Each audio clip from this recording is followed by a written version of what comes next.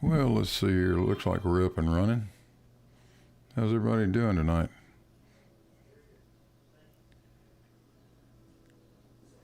I'm going to try something a little different. Tonight I'm going to do a live stream from the comfort of Blue Marble corporate headquarters instead of being out in the shop. I'll stay in here where it's nice and comfortable. And I thought everybody might get a...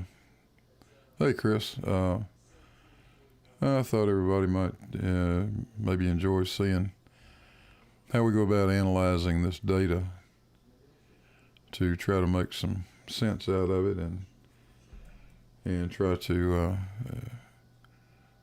calculate a value for big G.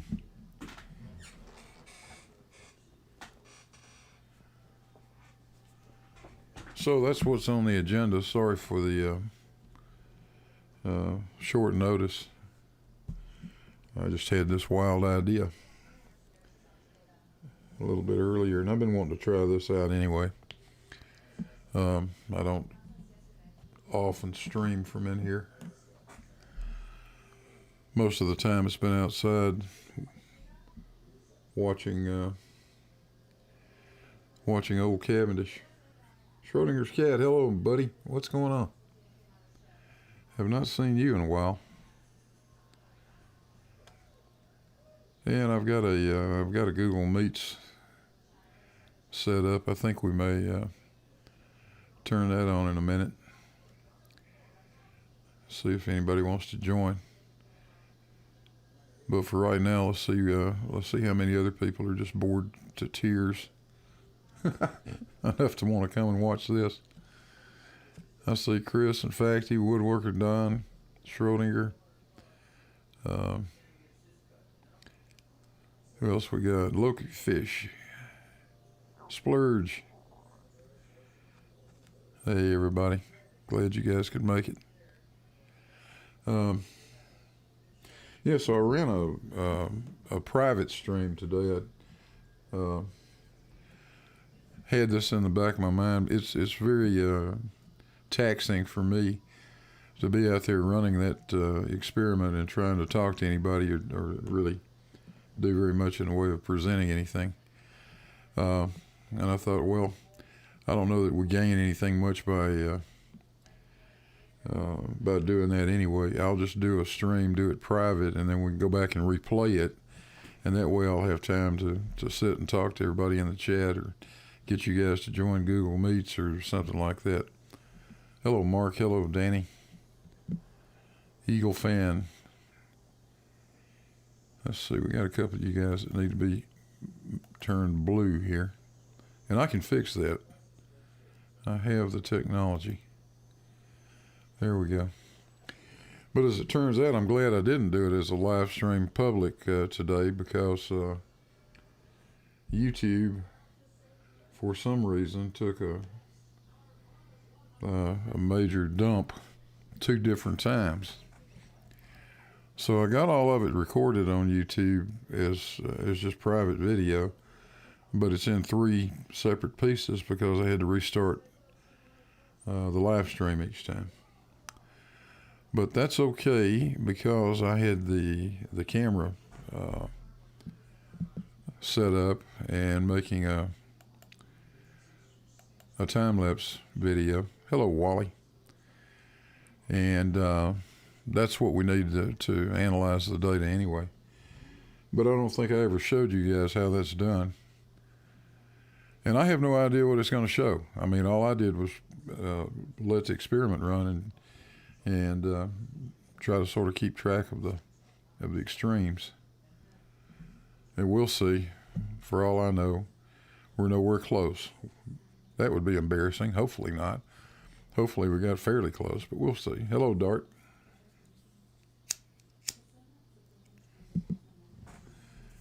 So let's see what kind of magic I could make happen here. One thing I think I want to do. Hello, Beach.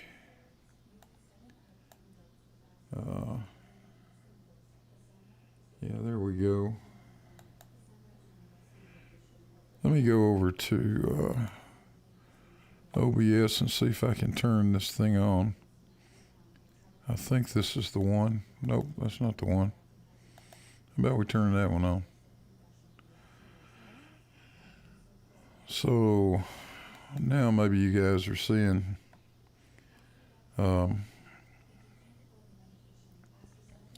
you will see in a minute, in the upper right corner, a screen, and actually what it's got is there's a spreadsheet buried underneath this top screen. I'll tell you what we'll do.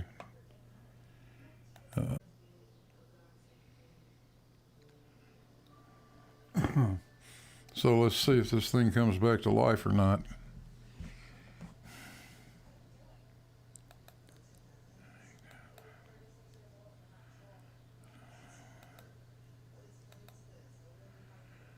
And it looks like we're back up and running again. I don't know what happened.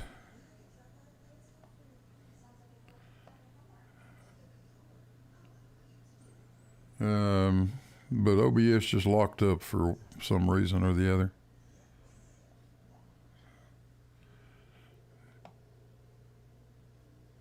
So let me try this again.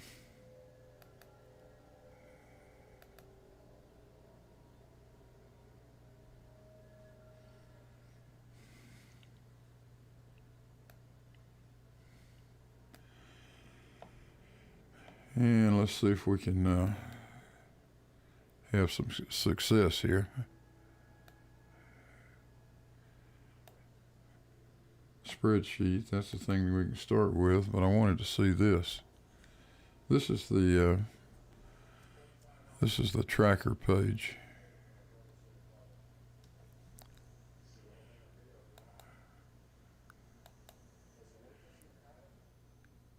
That's what you're looking at.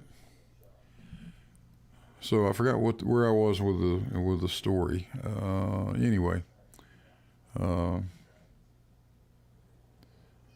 hey, Facty M2M, in O'Hara, WPL, I think Hads. I think I already said hi to quite a few of you, but anyway, before I open this thing up for Google Meets, let me run through Tracker real quick and let's see if we can do this. First thing I want to do is load a video file. And in order to do that, I need to find a video file. So today would be the 26th. Let me go to 7:26 time lapse. I want that. Let me open that file up.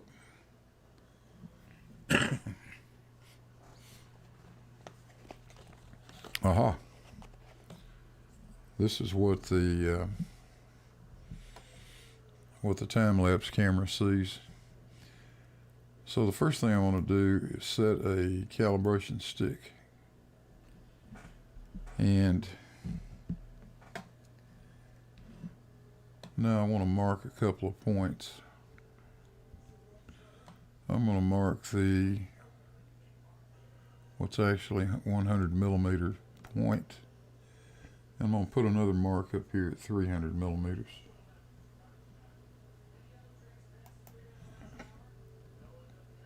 So now we've got a calibrated length of 200 millimeters, right? So 200 millimeters. And he wants to know if I really want it in millimeters. Yes, I do. So we got that. Now I'm going to make that invisible. Need an axis, so let's use this axis. Let's put it down here at about 100. And that's pretty square. I'm not going to really mess around with that very much. I'm going to make it invisible too. Next, I want to create a point mass. And now I'm going to go to Auto Tracker. Let me get that over here on the right screen. I'm going to go to Auto Tracker, and I need to identify what I want to track. What I want to track is that red dot. Bingo. So now let's see if Auto Tracker will search.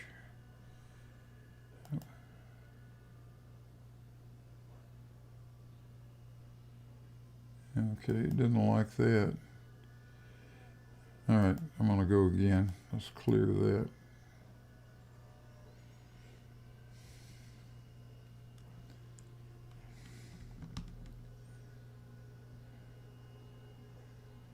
I'll try this again.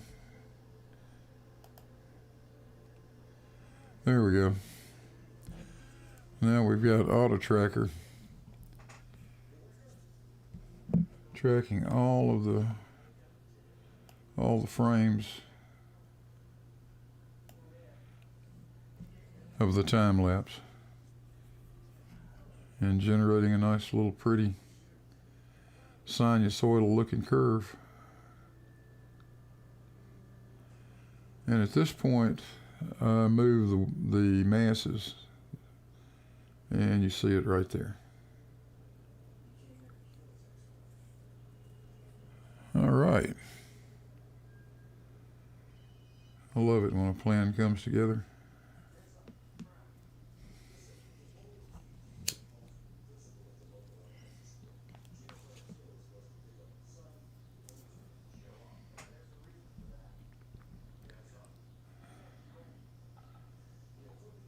So we've got a few more periods, I think, before we run out of frames. But, you know, this is what you guys have been watching in slow motion. It's a little more satisfying when you see it moving faster like this. And there we are. That's all our Auto Tracker data. Now I can back us up to the beginning again. And we can start finding some points. And what I'm looking for are extremes. So this column, this middle column, is the x-axis in millimeters. So we have a 155.1, and we'll take that as the first point. I'm going to write these down. 155.1. And next we'll go to a minimum. Now we're looking for a minimum point. So we got a 79.67. Now let's get the next maximum. I don't know if you guys can see it all that well. Let me see what this is looking like. Let me make this bigger so you can see better what I'm doing.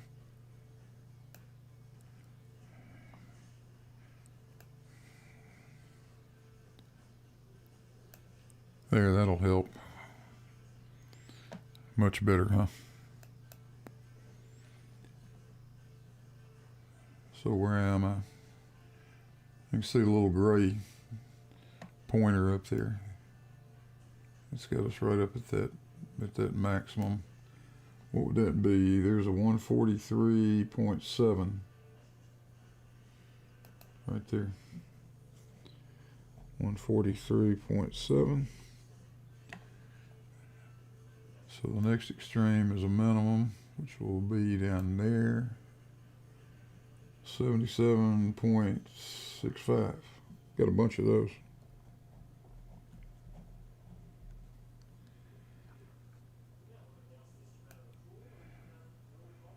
Next maximum, 138.4.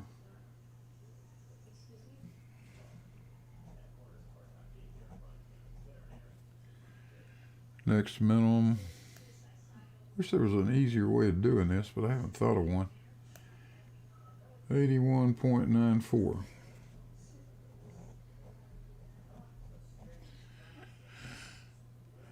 And a maximum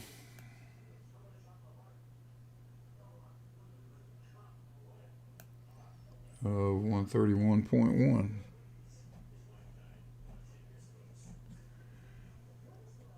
And now things change. So now we get a minimum down here of 19.72.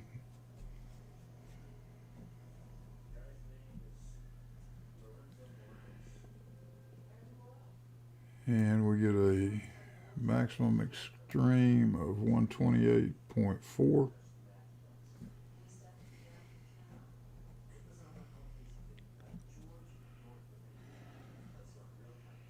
And we get a minimum of 32.45.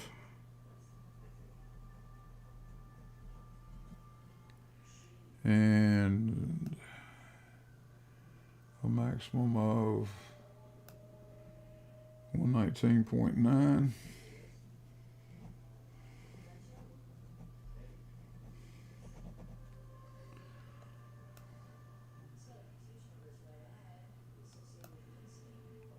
Followed by 32 point, it's actually this one, 82.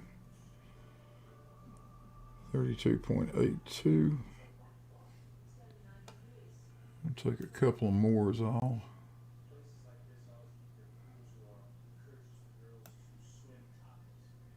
$117.3 actually, no. Oh, this is a maximum, 117.9. And the last one that we'll use will be this one, 42.98. Cool. So we got all our data.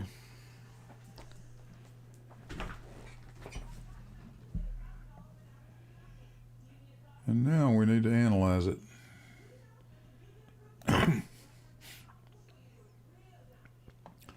So I'm going to go to the spreadsheet, go here to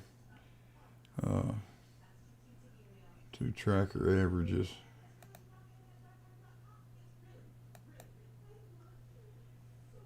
And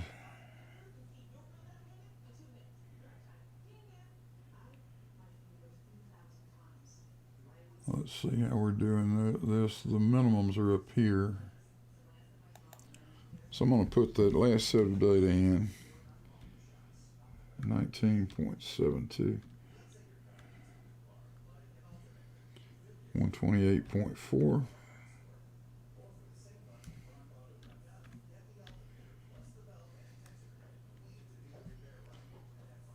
32.45, 119.9, 32.82, 117.9, and 42.98.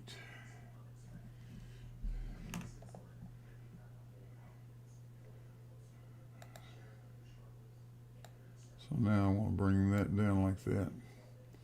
And I want this to be the average of AJ6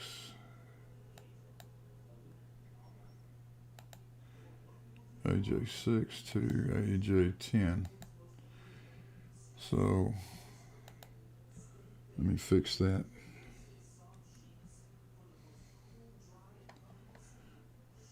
So 77.14. All right. And what this thing is doing, it's averaging 19.72 and 32.45, and then taking that average and averaging it with 128.4. And there's the formula right there. A15 plus A17, that's this thing, plus this thing divided by 2 plus then this thing and that divided by 2. So that's exactly the procedure that Cavendish used. Now let's go over to the other side. 155.1, 79.67, 143.7, 77.65, 138.4, 81.94, and 131.1.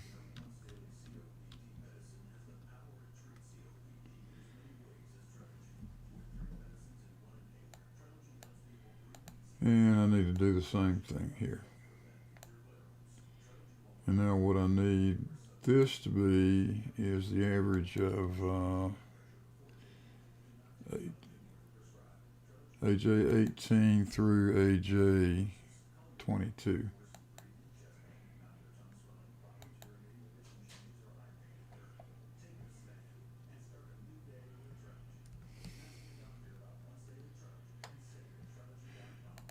So what we have here is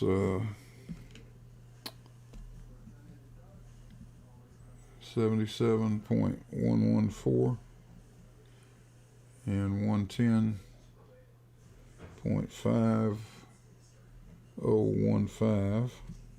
That's getting a little crazy as far as decimal places go, but that's all right. Now I need to go over and stick that. I don't have it linked to the other spread to another page in this spreadsheet, so I'll go over there and put it in manually here. So I've got this already set up, July 26th. Notice we don't have any G yet. We don't have any G because these extremes are not in there yet. So let's put these in. 77.114. And this one is 110.5015.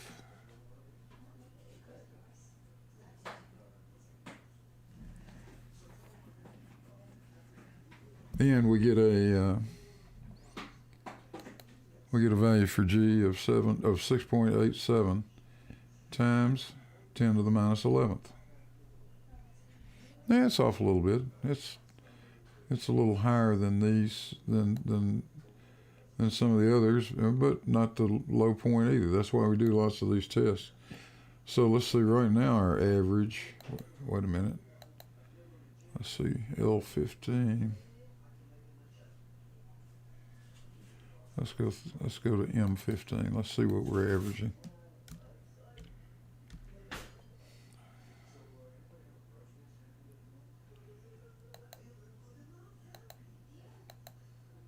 So that would give us an average right now of 6.75 times 10 to the minus 11th. But one thing I did, which I normally don't, I just realized something I normally don't do, which is use those very first numbers. I typically don't.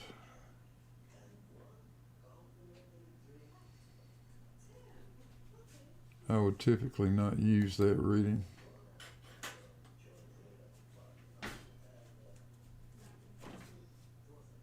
So just for fun, let's see what happens if we take that out.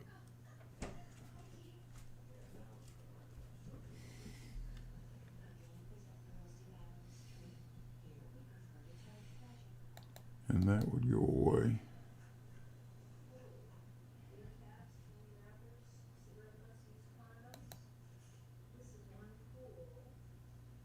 It may not change anything.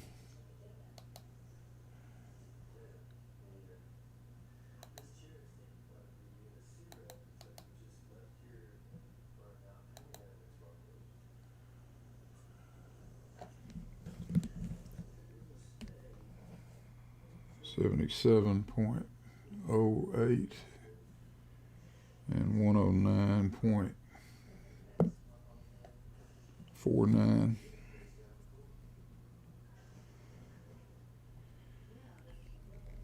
Let's see what effect that had, just for fun.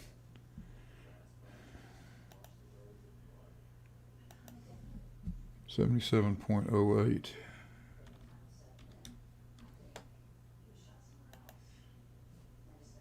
$109.49.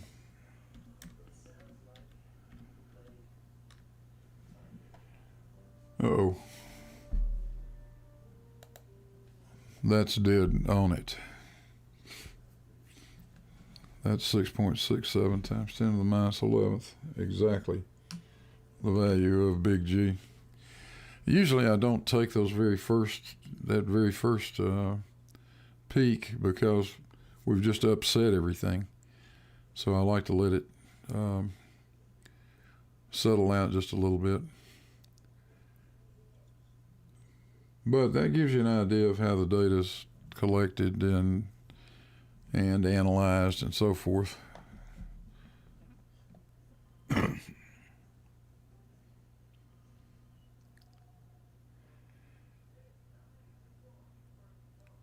So I'll tell you what, let me stick this out there, see if anybody wants to join on Google Meets. It's up and running.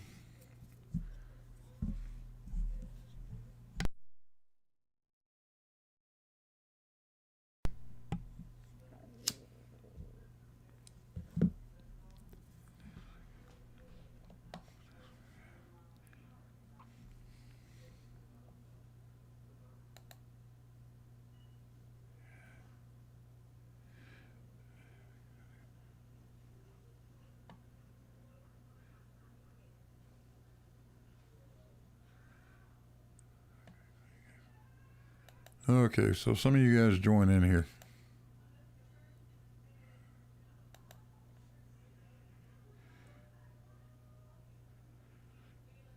Uh-oh, M2M, yeah, don't wake the wife up.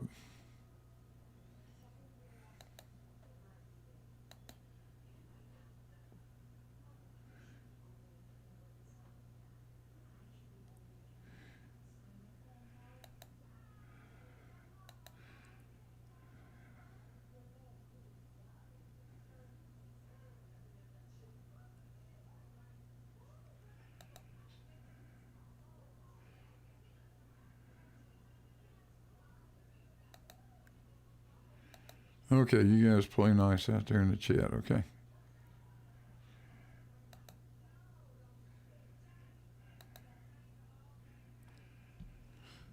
We can all get along, I think. I know the science deniers think that this doesn't show anything. I beg to differ. I absolutely believe it shows something. You simply can't watch. You simply can't watch that oscillation and then see it do that and not realize that moving that mass has a very distinct effect on things.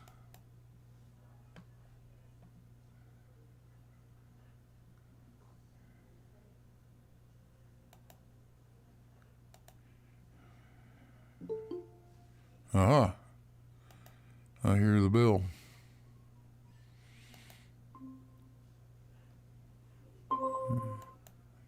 J Mac. Hey, Blue, good evening. What's going on? I was watching some remark calculations being performed here. Yeah, got to do them once in a while. That's the pain part. Yeah, it's a little tedious, and but it's not that bad. It really isn't. Let's see, Chris Warner. Hey, Chris. Get Chris in here. What's going on, buddy? Yeah. I'm just going to listen, thanks.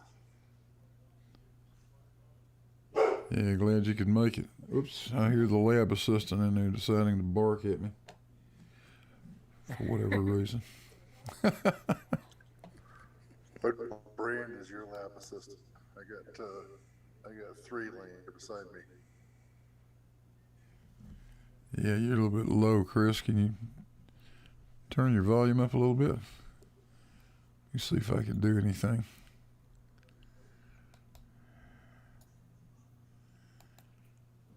Yeah, I don't think I can do it on this end. I'm sorry. No, that's okay. Go ahead. So I'm gonna have to turn you down, or my assistant will be joining us.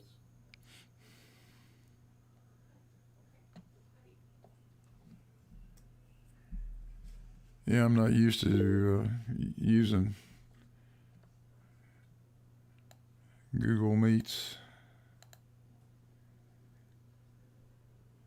I don't know if somebody just tried to join and I killed them or what. Try it again if I did.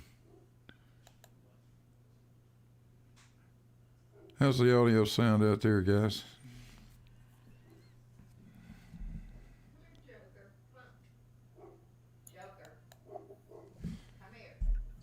It's good here.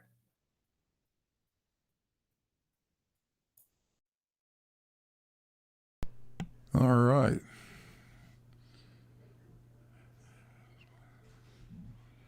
Yeah, Mrs. Blue's in there trying to control the animal.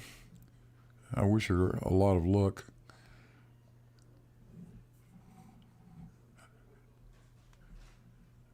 So what have you guys been up to?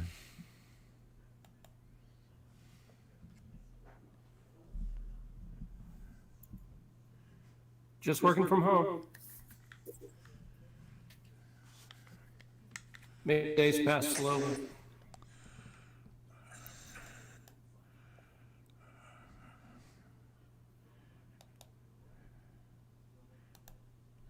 I'm going to see.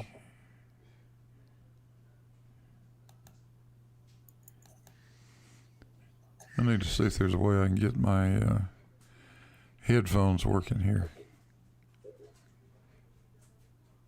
How do I talk Google Meets into that?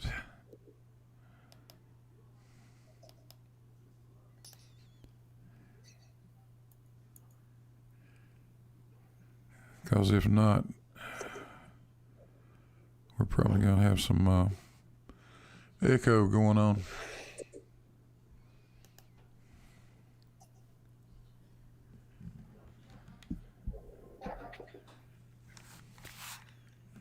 Yeah, this I got to learn more about what to do with this software. This is a bit of a new experience.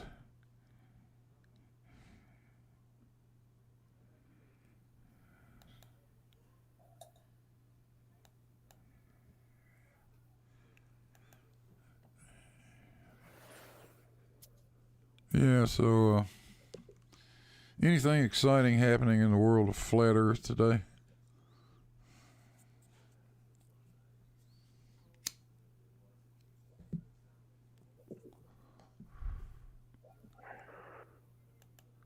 Probably not, huh? I don't think Jose had a show today, did he? I didn't see. No, I don't think so. Jose hadn't had a show in a couple of days. Yeah, it's been a couple. I dipped into Brandon's for a moment and exited quickly. Yeah, that's just that's just an argument. Everybody's talking over the top of everybody. Saw you on Ranty's live stream today, Blue. Huh? Yeah. Yeah, I popped in Randy's live stream for a bit and made a few comments, but I don't think Randy ever saw any of them. Is he back posting and doing videos? Wasn't he out sick or something? He did a live stream today. That's the first one I've seen him do.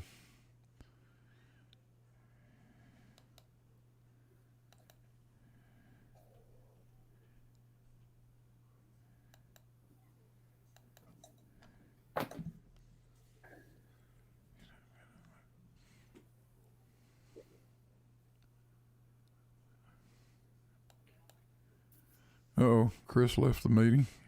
What happened, Chris?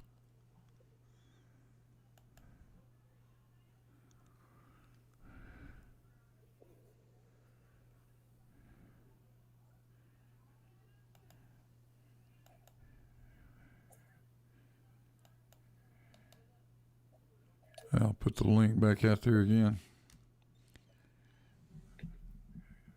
Seems to be a little stubborn today.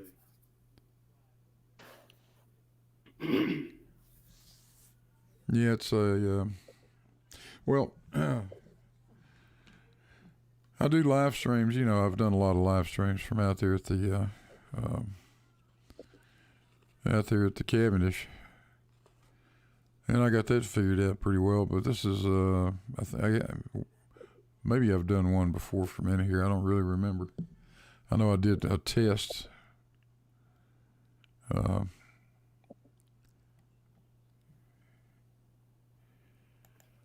did a test one from in here. But I got a lot of things I need to figure out. Well, like this Google Meets thing. Like how I can use my headphones. Do you use Discord for your regular hangouts? Yeah, usually. Yeah, that seems to be better.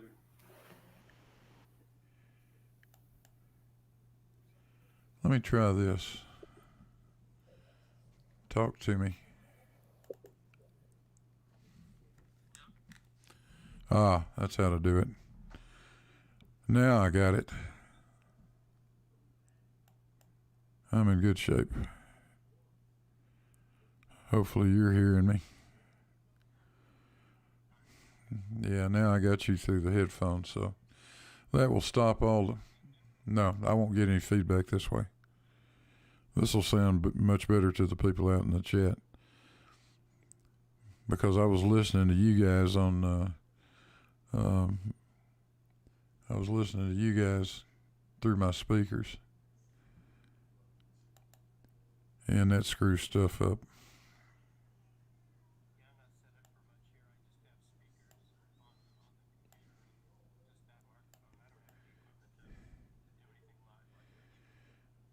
Yeah.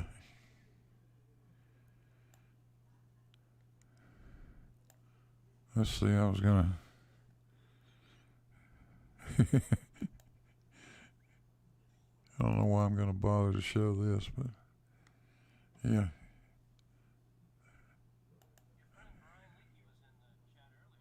Was he?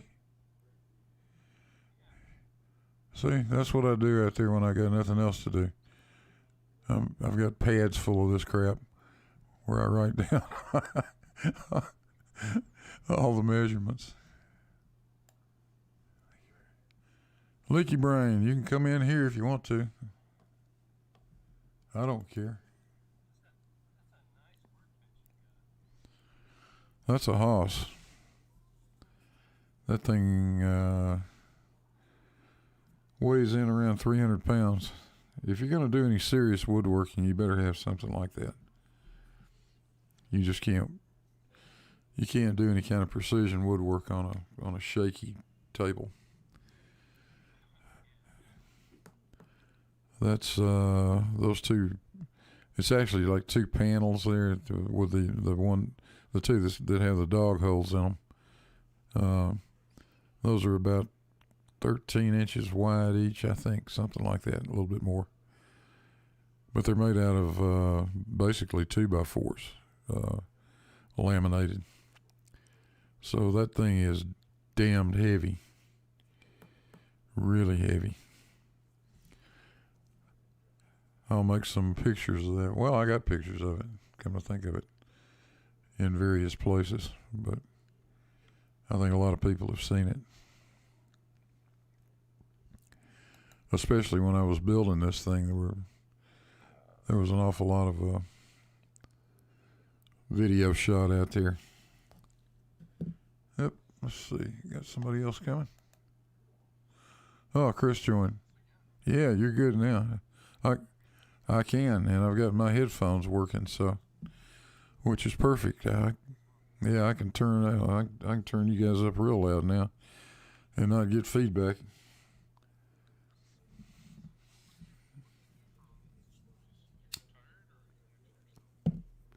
No, I'm retired. I retired about 5 years ago.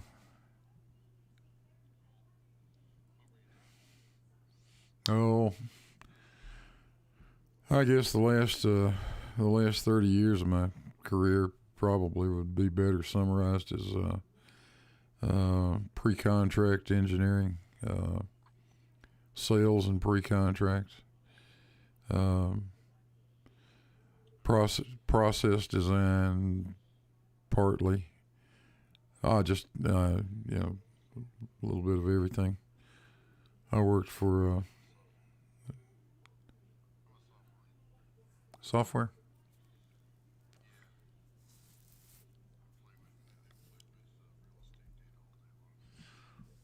Oh boy, that'd be fun. Yeah, it would be.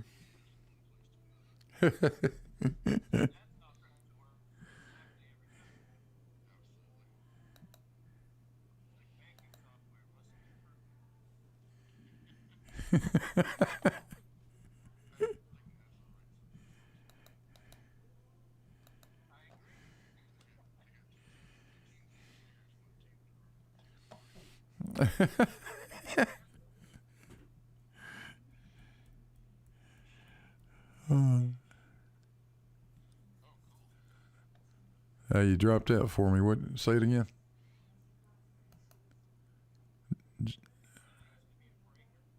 A breaker. Oh.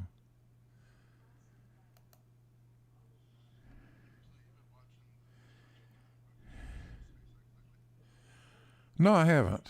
I just haven't. No, I probably should be.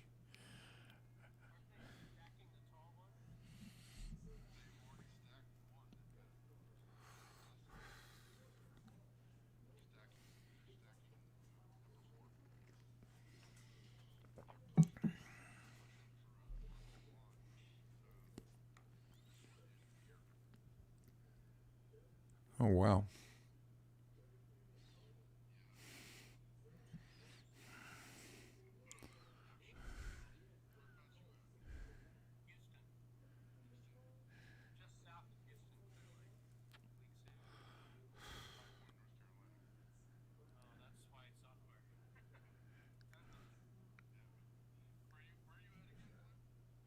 I'm in Tennessee, East Tennessee.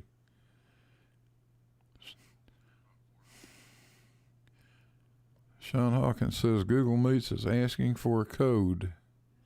Well, give them a code, Sean.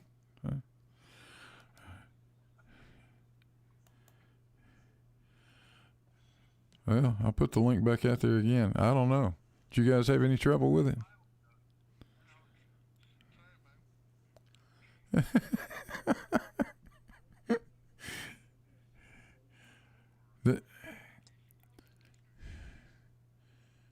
Did you guys have any trouble getting in?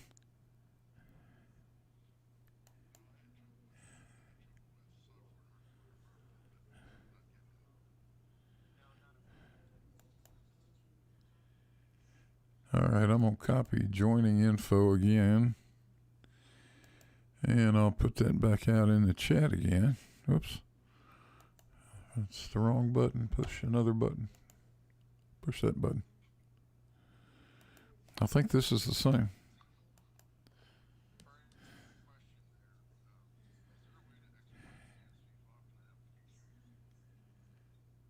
A CSV file? I don't know. Maybe.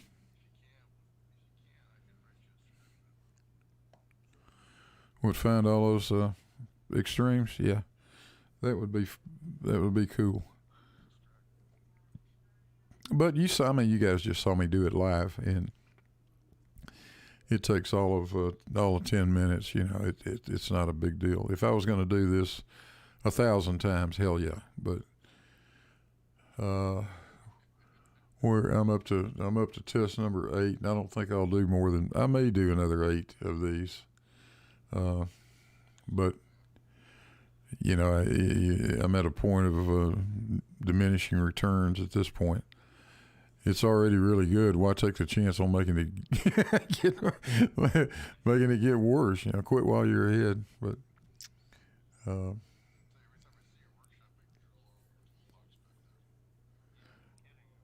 Oh yeah, that toolbox was a lot of fun. I thoroughly enjoyed building that thing, uh, and it's come in quite handy. I don't know how you guys are, but wait a minute. Larry DeMar says you guys aren't being heard. Hang on a second. Say something else, guys. Uh-oh. Now let's see what's happened here.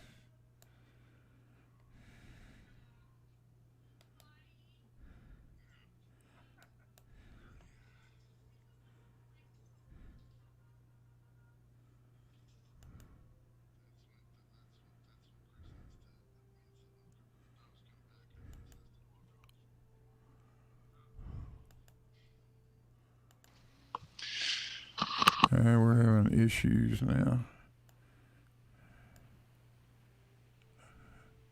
When I got my uh-oh. Now I think you guys are live again. Speak to me. Uh-oh, everybody can hear me now. That's Okay, all right. Yeah, when I turned my headphones on, it killed it killed you guys for the people out in the chat. That should have us fixed now, guys. I don't know, Sean. Yeah, I didn't think you were kidding, Sean. I don't know what's going on with it. This is the only code I've got, and it didn't change. And these guys were able to get in with it. Beats me.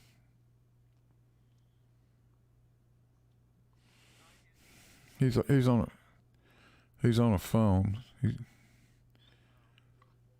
I don't know what to do about that on a phone, Sean. This thing doesn't seem to want to give me any other alternatives.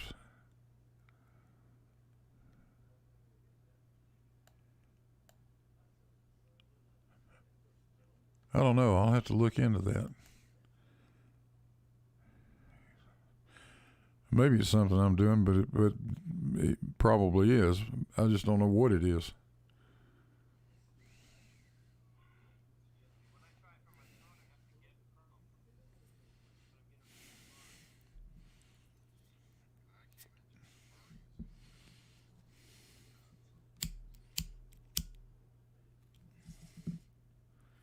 Yeah, it beats me. Very strange. But anyway, yeah, back to talking about the tool cabinet. I'm prone to misplace all kinds of stuff unless I've got a spot to put the things, and that's what's been good about it for me, because there's a place for everything out there. What's this thing doing? Damn it.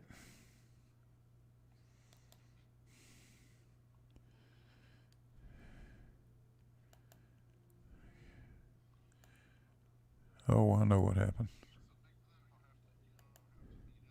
Could do a meet halfway between High Point and wherever you are there in Nashville. Yeah, I'm actually in or Tennessee. Yeah, I'm in Knoxville, so yeah, we should meet somewhere, have a beer one day. Yeah, where's High Point? High Point's pretty much right next to Greensboro. Oh, okay. Yeah, we're just southeast of Greensboro. That I would Lived think. in Greensboro years. Yeah, that's probably 2.5 or 3 hours.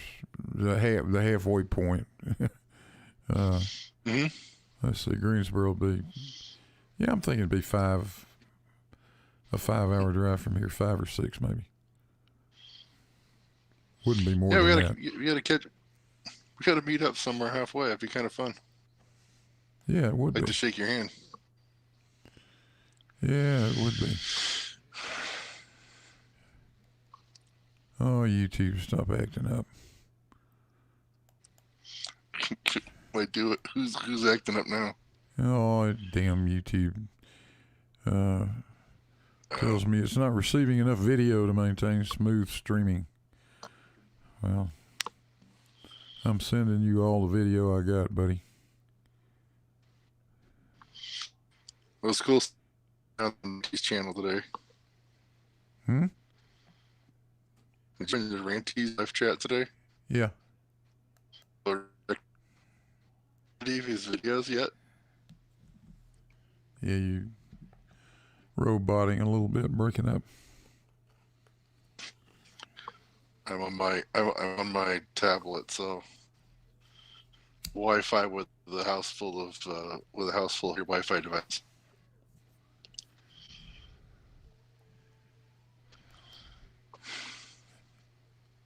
Yeah, it was fun watching. It was interesting listening to the part of Randy's show that I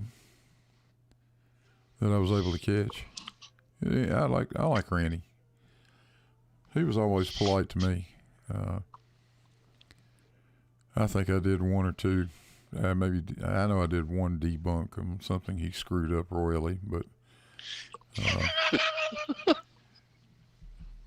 nothing too terrible. I didn't get ugly about it. But Randy used to have. He let Bob Nodell be a moderator, and Bob thought he was the king of the mountain. And every time I would go in the damn chat and type anything, that son of a bitch would block me, ban me. And I would send Randy an email and say, here we go again. All I said was hello, and Nodell wiped me out. So there for a long time I wouldn't even bother, especially when Nodell was around.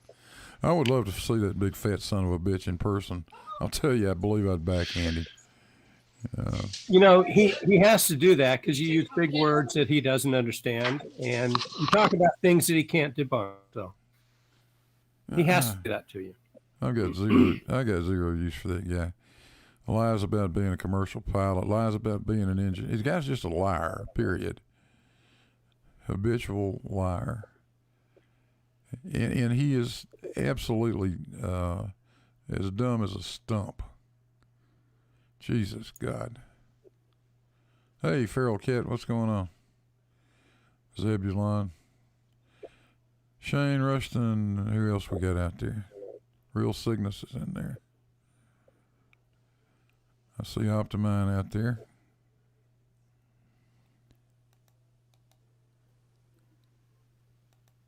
Yeah, I'll put the Google Meets back out again. Got to figure out how to pin that up the top.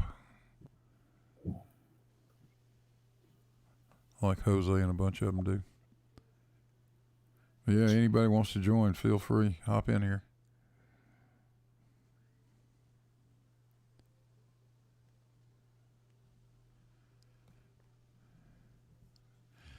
The guy that's out of control is Chemo. Is he for real? He's a poe, isn't he? Yeah, you almost think he has to be.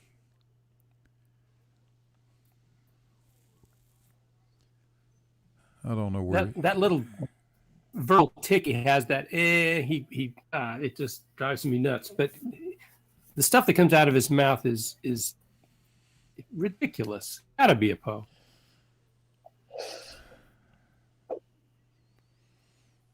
Certainly makes no sense. He's always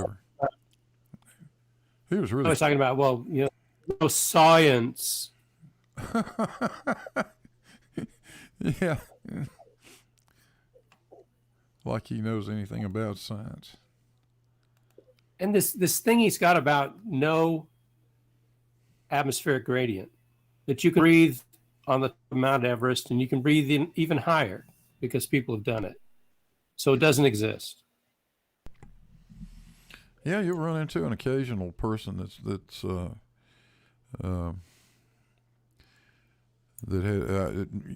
probably never going to run into anybody, but I mean you'll hear about somebody that's capable of going up there without oxygen. There are a few. And there are certainly people who have survived stowing away up in the wheel well of commercial jetliners. But better than 3/4 of the people that try that die. Yeah. Your odds of making it are not good. And the only reason people do survive it really is the fact that it's so damn cold. At 35,000 feet, the temperature is going to be at least 40 below zero. So that combination of hypoxia and hypothermia it makes it possible for people to live through it. But they're not in good shape when they get them out of there. That's for damn sure. And Chemo's an idiot saying things like that. I mean, don't promote that sort of stuff. You seriously can get somebody killed trying that nonsense. What I would love to do though is get Chemo to agree to go to a hyperbaric chamber, and let's take him up to 35,000 feet and have him pull his mask off. There you go. I'll bet him $1,000 right now on the spot that he can't last 2 minutes. Actually, he probably wouldn't last 15 seconds. Most people don't. That would be a great demonstration. Yeah. Well, if he's so damn sure that it's perfectly fine to do that, he ought to jump at the chance. We'll just do a GoFundMe. Yeah. I'm sure there's a place in the UK you can go take altitude run. Oh yeah, I've already looked it up. I know exactly where to go too.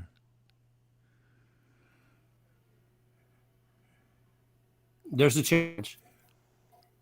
There's a video for you. Challenge somebody in the UK who's a flirt to go take an altitude run. See how it works. How it feels. Yep. That's a fact.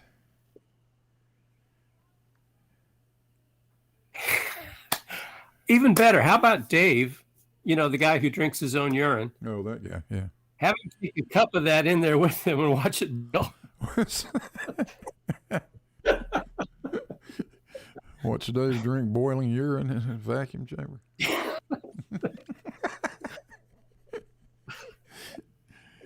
It won't boil at that pressure, I don't think. But well, crank down low enough. yeah, you get it low enough, it will. Yeah, but he won't survive the encounter. That's the problem.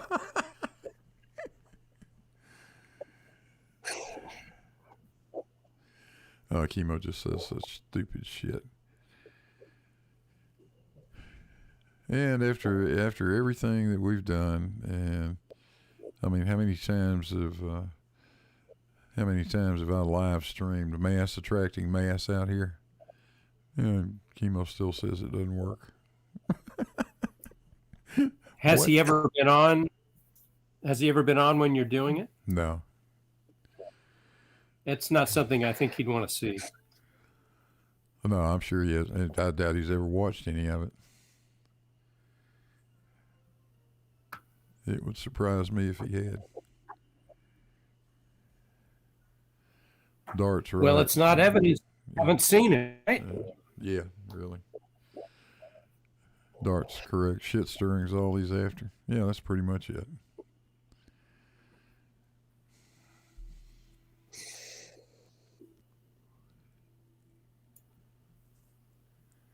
Like so many of them.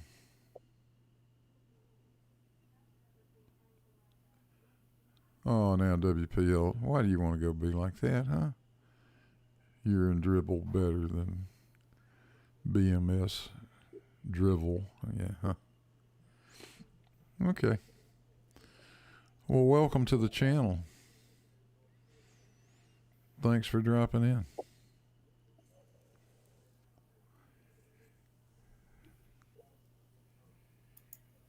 It's not just because you don't understand it, Yeah, there's that, I'm always happy to explain it. It's not that hard to understand, really.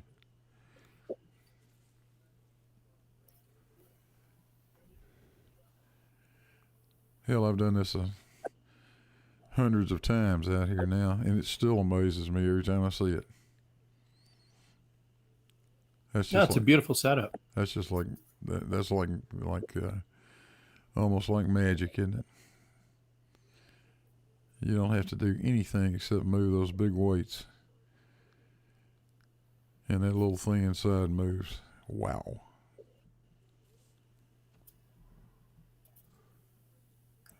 I think we make a mistake when we're talking to flat earthers about gravity when we try and bring in general relativity, because it's fairly useless in our frame of reference, at our speeds, at our masses.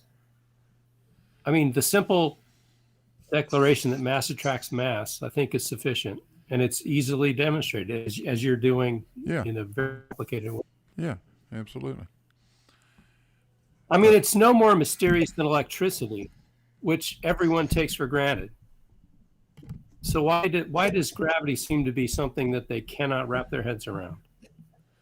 Well, I think you're right on the with the discussion about relativity. I mean, if you cannot understand, if you can't get your head around the Newtonian concept of gravity, which is basically don't worry about why it does it, just realize that's what it does. That's all you got to know. That's really all Newton said. I don't know why it does this, but this is what it does, and this is the rules it plays by. And he was right, absolutely correct. It looks like a force. It acts like a force. As far as I'm concerned, it's a force. In 3 dimensions, it is.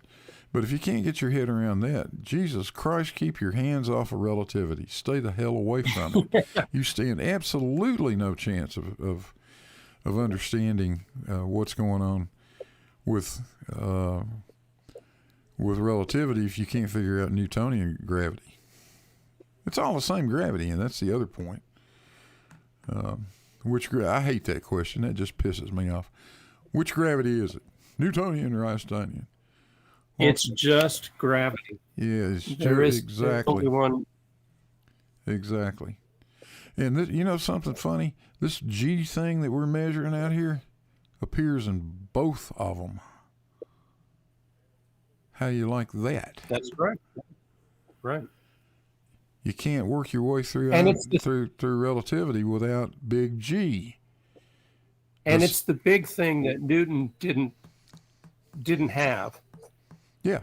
Because he didn't his equation did not have it. It was a constant proportionality that he didn't know. Right. Until much later. Right. And that's why it has the weird dimensions that it has, because it merely gets you from and distances to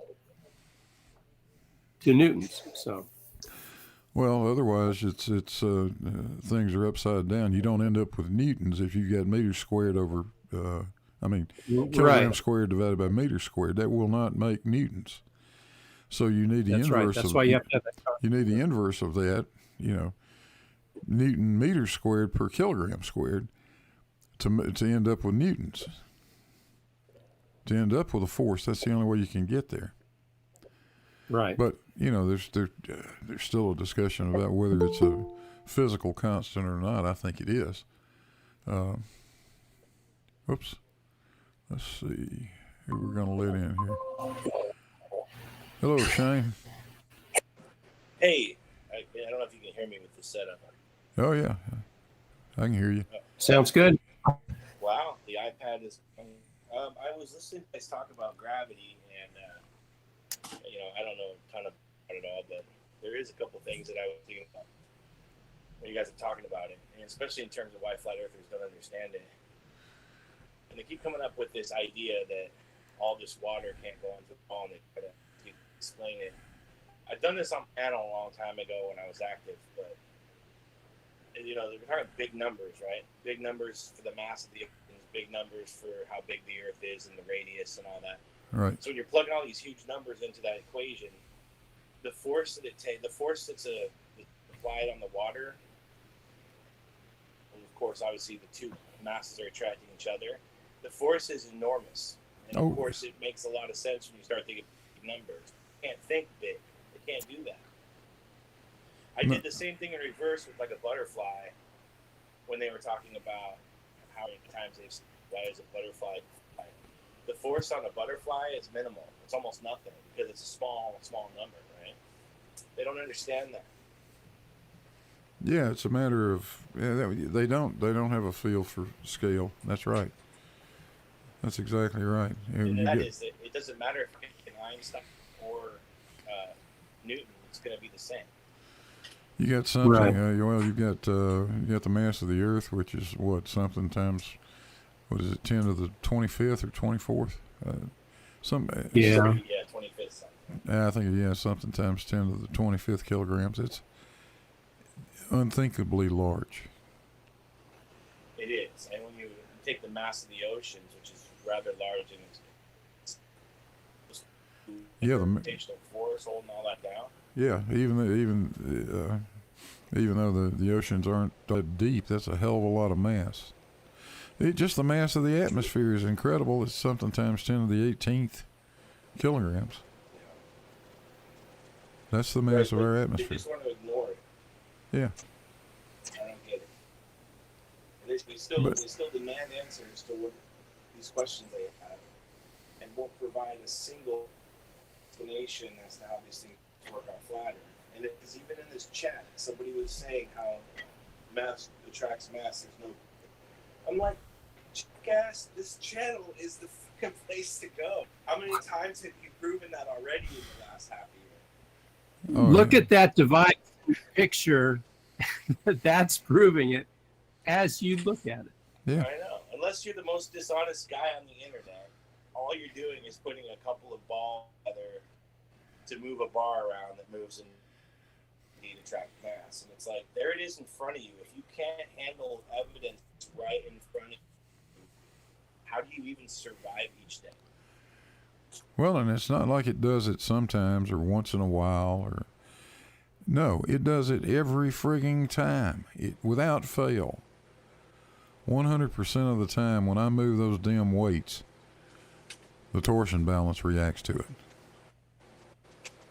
That can't be mass attracting mass. Yeah, To be fair, you haven't tried every kind of mass there is. I know. Yeah, that's that You was didn't the try. You didn't try Dove soap and chocolate milk. So you can't Exactly. mass attract. All you can say is that lead balls attract. Lead attracts smaller lead. lead. Yeah, right. Yeah, I know. I've heard all that. And we're electromagnetic, so. Oh, completely. Yeah, I'd be glad to do it with tungsten if somebody's got a few $1,000s they want to contribute. And I would love it if somebody would give me 100 pounds of gold. That'd be great. Haven't had any takers on that either. Sorry, I don't find any. Depleted uranium, yeah, probably not. That's going to draw some attention. Probably the kind I really don't want to get either. That'll be guys that work for companies with, like 3 initials for a name.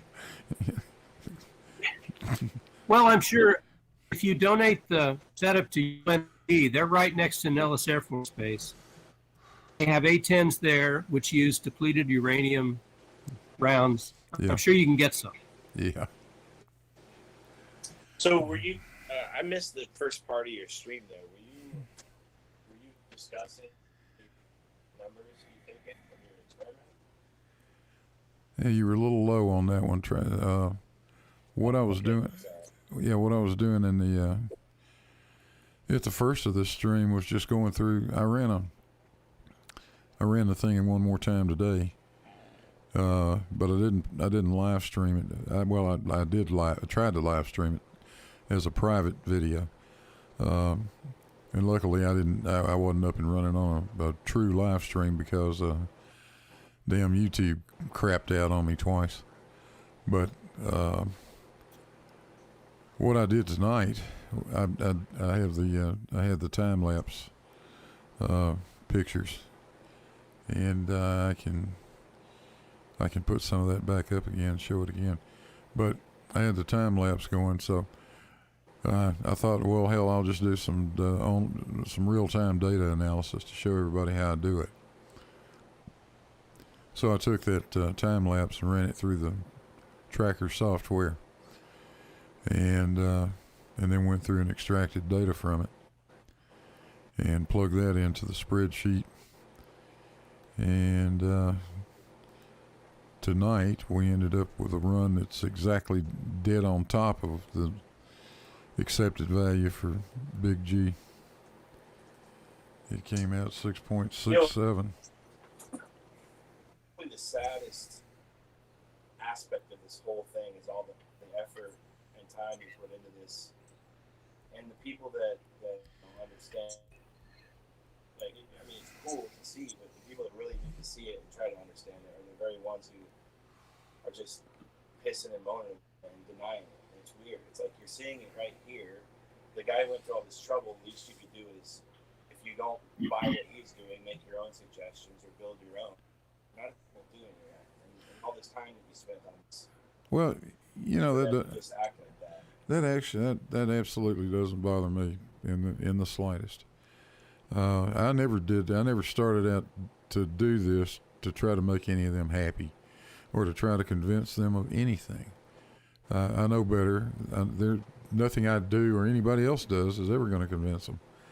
They're going to have to come to an understanding of the truth some other way. It's not going to be because of anything I did. Now, you know, it's not going to be because of facts, you mean. Yeah. I mean, I'm making the information available, but seriously, I didn't do it for them. I did it for me and for other people like you guys that are interested in this. I thought it was. I think it's cool. I thought it would be. I'm glad to see it because Well, we've all seen Cavendish done, 100 times, right? But I don't think I cannot recall ever seeing one that was actually a replica or a scale version of exactly the way Cavendish did it. And that's what really has always intrigued me. Could you actually build this damn thing? And could you get the same result that Cavendish got doing it the way he did it? And the answer is, we found out, yes, you can.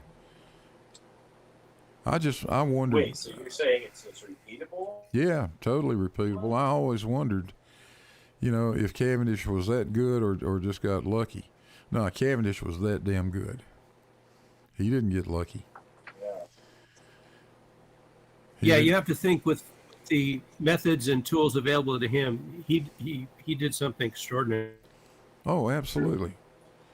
Keep in mind that the force that we're measuring between these masses is roughly the equivalent of the weight of 1 square millimeter of normal copy paper.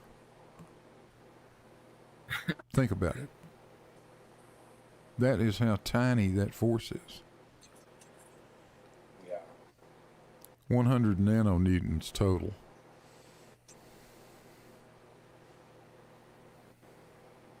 Wow. Yeah, that's not much. I mean, just wow. It's it was an incredible achievement by that guy, and he set a standard for experimentation in doing that lives on to this day and will live on forever. I mean, if you want to know how to do something in the true scientific method, look at what Cavendish did. That's exactly how it's done. Yeah, it's pretty crazy. That damn guy was brilliant. Listen to this. Optimind is saying it's a tiny force, and yet it apparently governs our reality. What did I just say when I got on? The numbers that we would apply for the earth and the water and all this stuff is way higher than the numbers in this experiment. Oh, these guys, stupidity driving me nuts. Yeah. Explain mass attraction is involved in building? Yeah, it isn't. Other than, no, it isn't. Why would it be? I'll tell you how it is. Because first of all, tensile strength is important. So if you're building a wall, there are rules governed by, what is it, the housing association or whatever, you have to build 16 inches on there with 2 by, I think it's 24 if you're doing 2 by 6 construction. Tensile strength is a direct result of gravity, and that's mass attracting mass. I don't know how else to put it. When you can't just throw up a certain number of columns or beams in a cement building or a steel building, you have to do it every certain number in order to be safe, because the gravity will pull on that mass of that building to a degree where if you don't have that tensile strength in those key pieces, and we've all heard the word load-bearing wall, you're going to have a catastrophe and people are going to die because you need to be able to hold that building up. It's fighting gravity, which is exactly mass attracting mass. Yeah, absolutely. No gravity, no load. Everything. It's all about load, right? Well, it's all about load. Load is all about weight for the most part. I mean, there are other loads to consider other than just weight, but that's the main one. And without gravity, you don't have weight. I don't give a shit what these clowns say. Relative density doesn't give you weight. It doesn't give you anything. If relative density is the case, then things that would align themselves based on relative density would do so sideways also. Optimize says whatever. That's his answer. Whatever. Yeah. Because we know how many like people a floor can handle based on the types of materials used for a building. Hey, is that lemon? The reason for that is we understand gravity. It's that simple. You describe it then, Optimine. If you think you're so smart, why don't you describe how it works? Is that lemon bird? Where? Sorry. Optimine. Oh, I don't. Lemon bird likes to say whatever quite a bit when he doesn't have anything. I don't know. I would like to see this guy explain what they take into consideration in terms of weight and how they're going to determine, say, floor. You know how like buildings have a capacity on a floor per floor, things like that. How he thinks that they're going to take it into account. I'd like to see what he says about that, because I think that's absurd. How do you get like we have to operate as human beings when we're doing things like this under a principle of we have to have some sort of baseline or standard which we can apply. And how do we apply that? Well, the best thing to do is if we understand something, we have a formula or a function we can use, then we can plug in various variables in function. So in case of like, say, a building, we're going to need to say, what is our total floor capacity? What's the average human weigh? How many people can we put in there? Based on that, it's all of the materials above it. Using gravity as a way to say, okay, it's going to be pulling on this amount of mass. How much tensile strength do we need? Have that sort of granular understanding of all of the materials and how they're going to be affected by the environment they're sitting in. If you don't have a way to say, if I put this many people on this much material, this high above the ground, I this much tensile, then you're just guessing, and that's just not what works. If it were, we wouldn't have the crazy architecture we have around the world, like some of those buildings in China. I mean, what are you talking about? You can't do that if you're just guessing. No, there's actually science that goes into this stuff. There's actually physics and engineering involved. There's a lot of physics and engineering involved in this damn Cavendish. You can learn a lot of stuff just playing with this thing.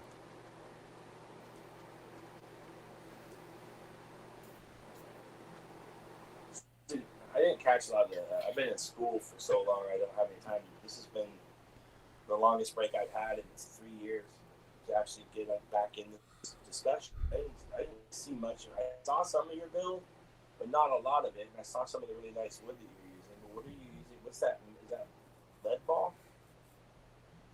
Yeah. And what's the bar inside? The bar is that thing's actually a spreader. It's not really carrying the weight of anything. It's a formed T-section made out of wood, and I used poplar for it. Cavendish never said what he used for his. I don't know. He said his case, the enclosure itself, was mahogany. Well, that's long gone. There is no mahogany anymore. So you end up going someplace to, well, there's some species of mahogany in Africa that you can get. But there's what I used is a stuff called sapele, which is very similar to mahogany. It looks like mahogany. Oh, yeah, Speely. Yeah, so I use sapele. Plus, I just like working with it. Being a woodworker, I've got a lot of experience with that wood. And it's really easy to work with. I like it. It's hard enough to be hard, but it's not, just rock hard like hard maple and stuff like that. Yeah. It can be a little aggravating to try to deal with. But I tried to keep it as authentic as I could. There are a few things you just can't do anything about. Well, yeah. Well, his torsion wire for one.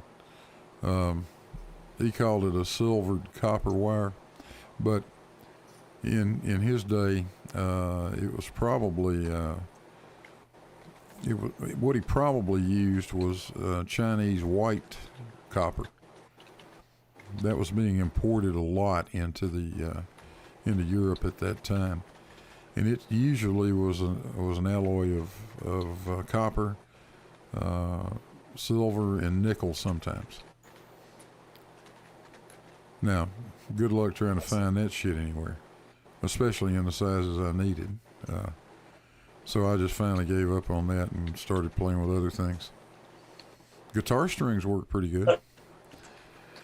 There you go. Yeah, I ended up finally finding some .007 inch diameter guitar string, E string, that worked okay, but for some reason that steel, those steel strings have a bad habit of having a bias in them. In other words, it takes a little more torque to twist it one direction than it does to twist it the other. So you don't get a real symmetrical reaction out of it. Although I still got usable data. I also tried beryllium copper, but that stuff's like springy stuff, and it's hard to deal with. I tried stainless steel, and it was a pain in the ass. And I ended up finally using tungsten, which is what most modern day balances use tungsten wire. The only problem with tungsten is the damn stuff costs a fortune. I had to pay But you got no bias in the twist, right? Yeah, that took the bias away from it, though. It was fine. And it by far is the most stable of all the stuff I tried to use. But hell, I paid $80 for a 25-foot piece of .007 inch. What would that weigh? Jesus Christ, a few grams maybe. For $80 friggin' That's more dollars. expensive by weight than gold. But tungsten's good stuff. Tungsten's good. Would have been great for the weights too. The only problem with it is how the hell. I mean, the stuff you got to get it to 6,000 degrees to melt it. Who the hell's going to cast that for me? I'm sure as hell not going to do I it. don't even want to cast aluminum. Yeah. Lead's a good choice if you're going to do something like like piddling around out here in the garage like I've been doing. Lead's a great choice. You can you can melt that on the stove if you want to. I was lucky enough to figure out that fishermen actually use those damn weights that size. I don't know on great big nets. It's quite common to find those 50-pound cannonball weights. So that's what I went with. And the guy that sold those to me was willing to cast some even bigger if I needed them, but it was going to get expensive. So I thought, what the hell? It looks like I can make 50 pounds work. I think we'll try it. And it works good. Works just fine. That's the result, pretty much. Huh? Got the same results Cavendish. Yeah. Yeah, I'm getting about the same era that he got. Very close. Yeah, I mean, the Stats don't lie. Flat Earthers for you.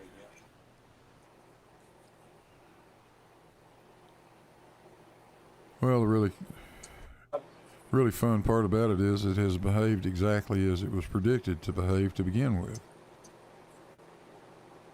That must be nice that you didn't build it to find out it doesn't work. That would suck. No, I did my homework on it. Hey, I did a that's pretty cool to see how that go up. I did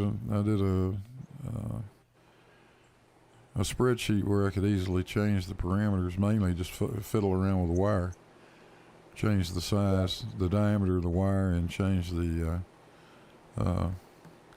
modulus of rigidity of the wire for different materials, and just play with it to see what happens.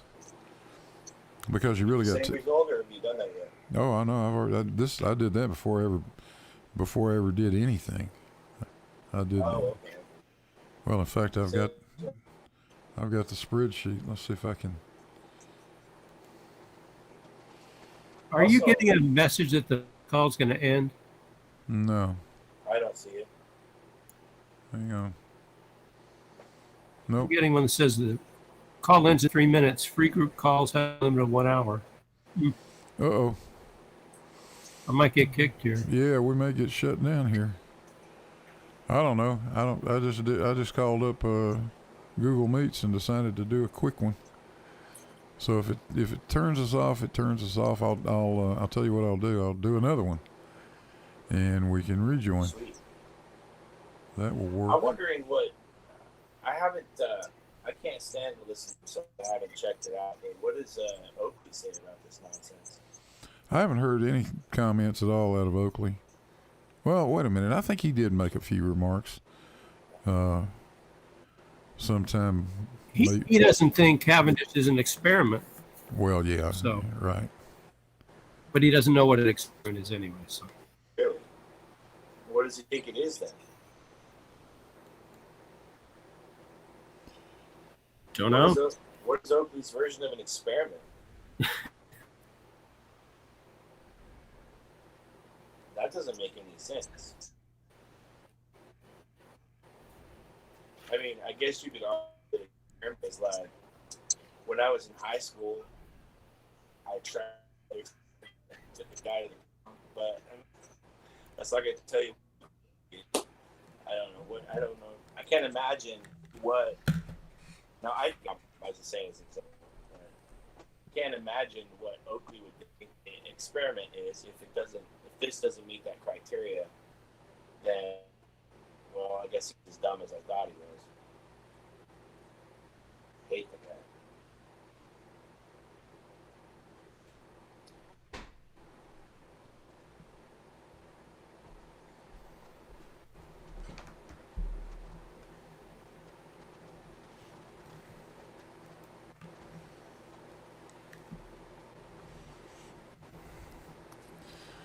Yeah, let's see what happens.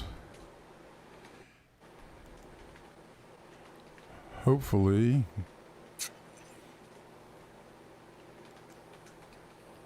Hopefully we're good to go on Google Meets now.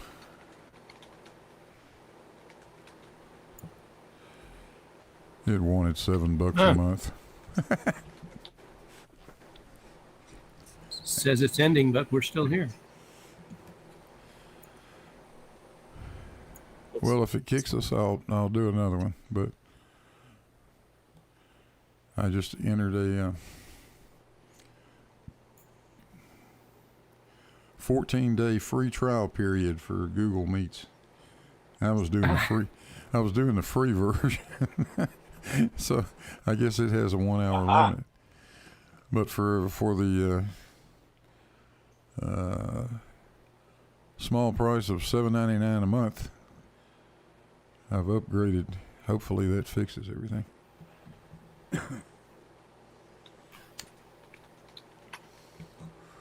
I don't know. We'll see. But anyway, let me go back to OBS for a second. Yeah, there was the original spreadsheet that I came up with. Oh, you're on. Can't see it, I don't think. Oh, yeah, because I can push play on the live. I'm Yeah. pretty deaf sometimes. Yeah, you can see. You should be able to see it now. It is. Okay, I see it. So that's with that. Actually, this is not the original.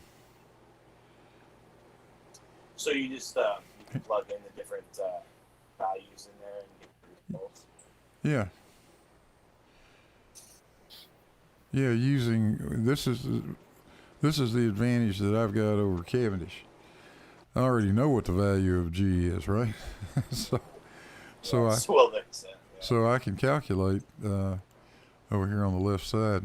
I can calculate the force between those masses because I know what big G is, and that's immensely helpful. Okay, now we got a force, and then by knowing a few things like the length of the beam, the torsion beam, diameter of the wire, the length of the torsion wire, the modulus of rigidity. And then for the laser, you just need to know how far away the target is. And that thing will tell us, well, you can see right here on this spreadsheet, this thing says that the period of oscillation should be 16.67 minutes. Well, in fact, it's actually 16.1 minutes. Okay, not quite what we calculated, but keep in mind that the tungsten wire that they sold me may not be 0.007. What if it's 0.0072 or 0.0068? Right. Could easily be, right? So that kind of difference is expected in engineering stuff. You just live with it, you know. That's more than 1,000. Yeah, that's so these calculations were remarkably close. I did the same thing with Cavendish. His design, to prove that these calculations were being done properly, and I can duplicate the numbers he got too, with the same sort of little vagaries involved. Sure. But so many people think that just gather up a bunch of wood and wire and shit and go in the garage and start playing around. I'm sorry. It's not a guessing game. No. No. Yeah. I mean, you had to make sure that the weight inside that enclosure is completely free of any outside influence like wind or any kind of breeze. Yeah. That's important. But a couple of things you're really concerned about. That period of oscillation for one is something to be concerned about. At 16 minutes, that's already a pretty long oscillation period. You really don't want to stretch it a whole lot farther than that, as far as I'm concerned. The longer it goes on, the more chance you have of some random errors creeping into the measurements. So, ideally you would like the oscillation period as short as you can get it, but that in turn cuts down the sensitivity. That's the other concern.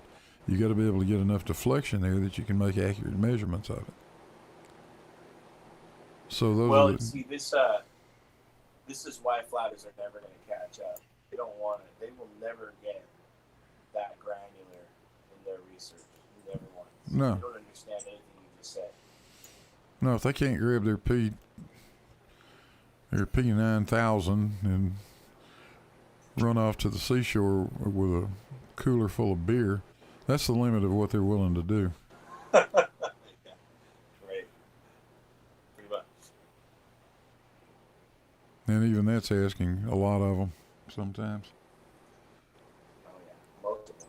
I mean, Hell, most of them there's won't. been like 5 of them. They won't even focus the goddamn thing, like Travis.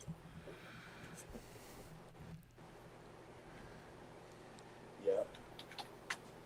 But they do go through a lot of torment with it must be tough to have to consistently always look for a really shitty day to go to the beach. Yeah, like take the black swan photo, for example. I mean, it'd be like showing up for a job interview in like a torn up t-shirt and ripped jeans after you crap your pants and be like, yeah, I'm clearly unqualified. Showed me a picture where none of the things in the distance were looking like they were supposed to. Remember, you guys know the black swan, I'm assuming. You guys remember it. I know. No, I've debunked it a half a dozen times. Exactly. I looked at that thing and my first thought was, why are you using this for any kind of proof? Look at those cranes. That's all I need to see. But that right there is the level of flat earth nonsense. It doesn't even make sense to put something like that to the table. Now, if those cranes look perfectly legit, straight, they're supposed to, and it was clear, then we might talk about what is refraction doing. But come on, you're going to try to argue with refraction while looking at a picture that's refracted worse than you could imagine. The distortion in that picture is so ridiculous, it doesn't qualify for any kind of proof, globe or otherwise, other than the proof refraction. Well, it proves exactly how screwed up the atmosphere can be on certain days. But when they originally started talking about that, that's the only thing they showed. They only showed that really crappy video on that horrible day. That's the only thing that was out there. And I'm the guy that went poking around and found, quite by accident, the other video. The other part of that same video that they didn't use. The part where the same yeah, you ought to watch my I'll put a link to it. I'll put a link to it in there. But BMLSB 69 is the guy that made the video. And I found his original, which is unlisted. And in his original video, he says in his own words, on most days, it looks like this. And that's the really good, clear video that you see. The really clear pictures. I did see that. Those really clear pictures were part of the same damn video that they pulled the Black Swan thing from. The lying bastards. And I accused Riley of covering it up, and he went snake shit when I did that. But I still believe that's what he did. Of course. I mean, Riley, come on. And ever since, I have consistently been saying to them, let's do the modus tollens for this properly, okay? Because yours is broken. You've got geometric horizon in the front half of it and the apparent horizon in the back half of it. Now you can't have it both ways, okay? So let's try this. If the earth is flat, the horizon can never, ever, ever be in front of any object in the distance. Right, ever. In BMLSB's own video, the horizon is clearly in front of both of the oil rigs. Right. Therefore, the earth is not flat. And they run from that. That's a great modus tollens. They run from that like their damn ass is on fire and their hair's catching. And no perspective that's going to account for that particular phenomenon where the horizon does, in fact, appear in front of things. Never. You're right. The horizon should always be behind everything you can see. It should be it should be above everything else. Yeah. Barring a mountain. Right? Yet we consistently see that. Oh, Optimine is leaving. Don't run away. What? Bye. Nothing but love. Okay. He's being awfully salty, and now he's leaving. You stake your entire reputation on it, do you? Well, okay. He must be starting off at zero then. He's looked into it. Yeah, of course he has. I certainly admire a man of conviction. You keep at it, mind, you'll get someday, sooner or later. Maybe. Probably not. Hey, that's, it's truthfully, why do we give a shit what they believe? What it doesn't hurt me. I don't, right? Yeah, it doesn't hurt But me you know one what way or I- the other. No, but last 4 years we've seen. I know you guys have been watching that, but when I first started getting into this particular conversation, it was pre-Trump, and then Trump came along, and then this misinformation, I started recognizing the same exact mentality among a lot of people out there with their misinformation bullshit, especially their conspiracy theory, absolute fact in their mind kind of crap. It mirrors the flat earth. And of course it doesn't hurt us when they think the earth is flat. But right now we're experiencing people with that same mentality who are potentially hurting people by allowing themselves to expose other people to a virus that they don't believe in or whatever. So it hurt. And it's really sad because people don't understand that we didn't arrive at these ideas. You and I, we're just part of a generational situation where we're talking since the Enlightenment back in the 1700s. So what is that now? 2020, like 400 years ago, people started to really take notice of what's going on around them. We made huge advances in what we know about the universe, physics, medicine. All of that is 400 years plus old, right? We're not just arriving at this one day with a shot in the dark. This stuff is built upon itself for 400 years. You're not going to dispute that with stupid questions and misinformation. You're just not. But it is dangerous, I think, because it's not what they say. It's that mentality of, I don't trust so-and-so. Of course, everything that agency says is false. That's dangerous. Sorry, I didn't mean to so. No, that's no.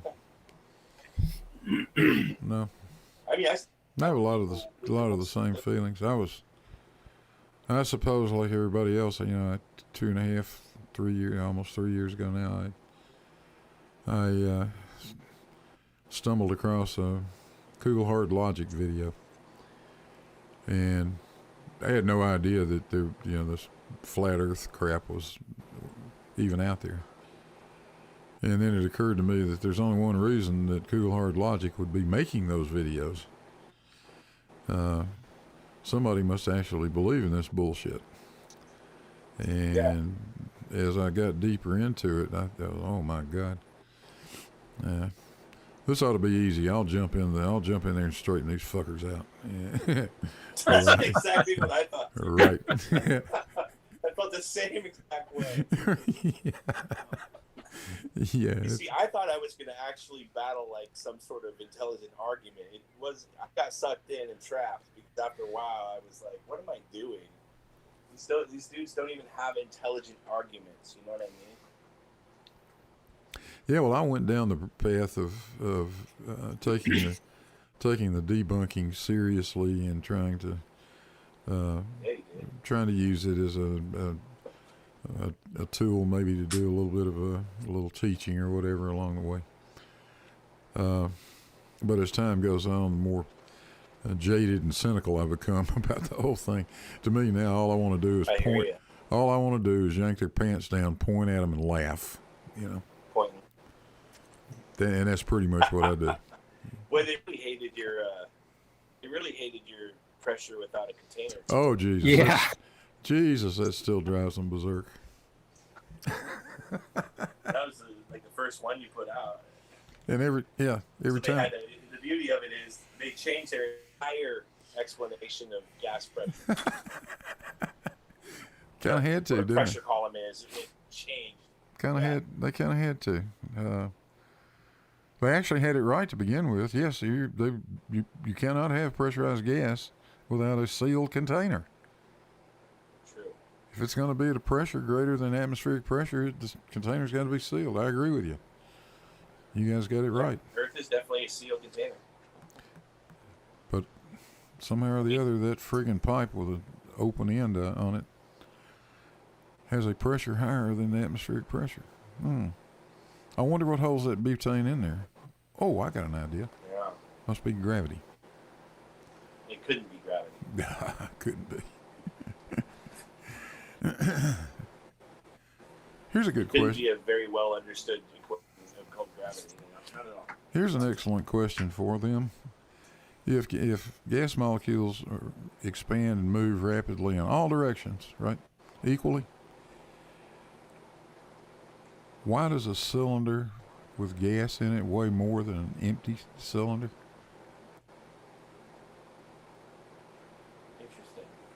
Interesting. Where would the downward force come from? What would cause it to weigh more?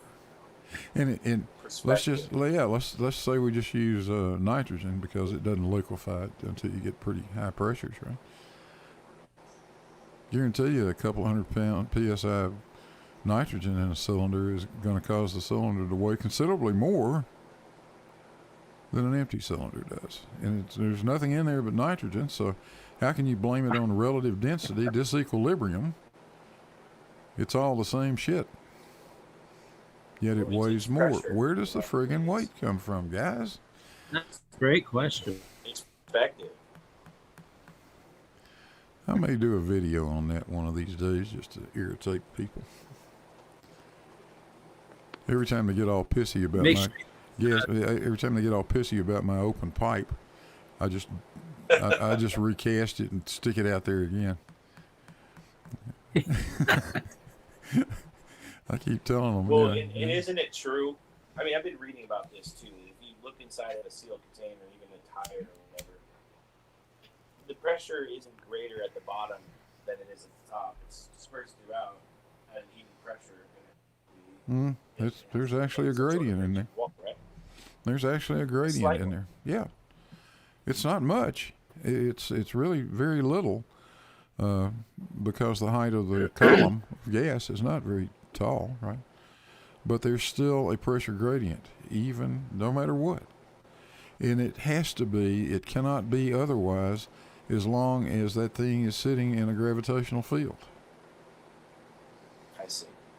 So even inside of a container, you still get a gradient. Hell yeah, absolutely. Which means that there's something at, maybe under the Earth's surface, like attracting it, maybe? Yeah. Yeah, like so what is, electric gas? I never heard a good explanation by a flat earther. What is their explanation for that? Oh, hell, they don't have any. Is Anthony's the only one that they have, is the relative density? That's all they've ever come up with that I know of is relative density disequilibrium. Well, first of all, disequilibrium is not a scientific term. That's fine if you're talking about economics, but we don't have a thing in science or physics known as disequilibrium. Excuse me. That just pisses me off. But that's the only thing they've ever come up with. And it's some bullshit ad hoc grasping at straws panic that they got into when they realized that gravity explains so many things. They're terrified of gravity because with it, we easily explain the gradient in barometric pressure that we see. We easily explain that, and that means you don't need a freaking dome, and that means outer space is absolutely real. The whole thing falls down around their ears. That's why they deny gravity, because the implications are what they are. Round Earth. Yeah. Yeah, it kills it totally kills their argument, and they know it. So they just simply can't have gravity. And they have to make up shit like saying silly things like the container is the necessary antecedent for gas pressure. No, it isn't. Gas is the necessary antecedent, you dipshits. It is not the container that causes the pressure. It is the gas molecules bouncing off any surface. It can be the inside walls of the container. It can be a surface inside the container. Right. It can be a surface without a container. Holy shit. I don't know where they come up with this crap. I really don't. Yeah. Well, the mental gymnastics that you have to perform when your vanity and your ego is at stake. It's crazy what people do. And it's really good at that, at coming up with stuff and ridiculousness to lie to themselves to make themselves believe that they're smarter than they are. Seen it? I think we've done it in my life.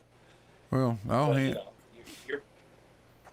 I will hand it to them. I mean, they have thought up some relatively clever, twisted, scientifically invalid arguments that may sound good to uneducated people that don't really understand anything about science. But that's the extent of it.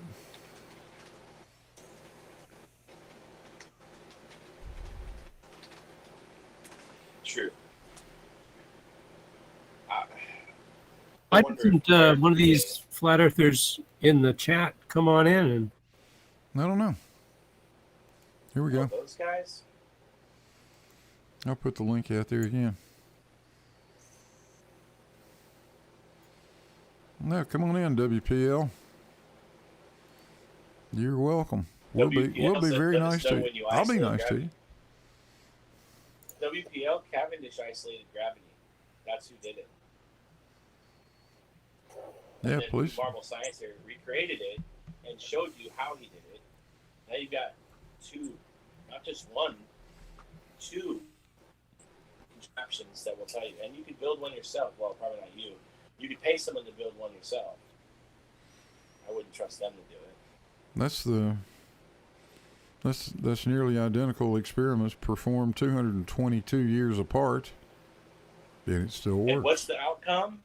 Exactly the same. Oh, boom! Yikes! WPL. Yeah, booyah. Crushed. Booyah! I don't know how you get any better than that. You do two things, apart, 2 decades plus a score, and they have the same answer. How does that work? It's friggin' amazing. It boggles the mind. Nobody would have guessed. Here we were thinking that everybody just guessed on how to make things in the world, and they all just worked out so well. Oh no! The first, second time. Oh no! It's all over. He closed the case. Earth is the ball. Case is closed. That's a shame. I guess we can go home. Damn. Okay, well. With our shield checks and head on. Well, pack it in, guys. Blue, you better check that apparatus you got there. It's about to collapse, I believe. Yeah, we better make sure NASA is good for that last. Yeah. Last shield check. Bless them. You know, it's not their fault that they know so many things that just aren't so.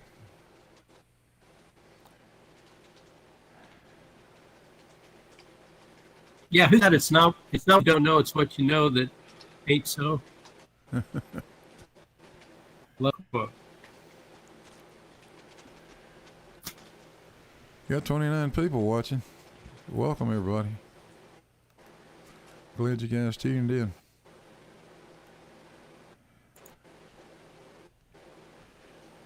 I was just sitting here thinking about dinner, and I was like, "Oh, okay, I'll come on." I hadn't been on in a long time. Actually, the last one I went on with Jose. Yeah. I think you were there that day too. May have been. I see It him. used to be kind of fun arguing with this stuff. I went on Opie's show once, and then I don't think I actually went on there. I think he came to my when I was broadcasting and told me to come on there, and I gave him a and I decided that it was a waste of my time. But I've listened to a few of his shows, and these days, there's two people in the world that when they start talking, I just can't. Their voice infuriates me. I got to leave. It's Trump and it's Oakley. Now I have a Trump supporter friend, so I'm really not on the left side of that stuff. But I just can't stand his voice, and I can't stand Oakley's voice. The two make me want to just vomit. So I don't know his show. I don't listen to him very much.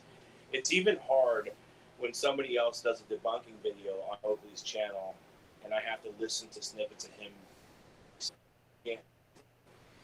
So I went on I went on to do my own stuff for a while, and then I went to JG or Jose, and it just kind of douchebagged out on me a little bit. So it's nice to have a conversation again about this stuff, because I still remain pretty active in watching the videos to keep up with it. Yeah, I'm showing the I'm showing tracker on the screen right now. We ran this earlier if you guys missed it. I want to save this too. Look at that. That's the Oh, I gotta look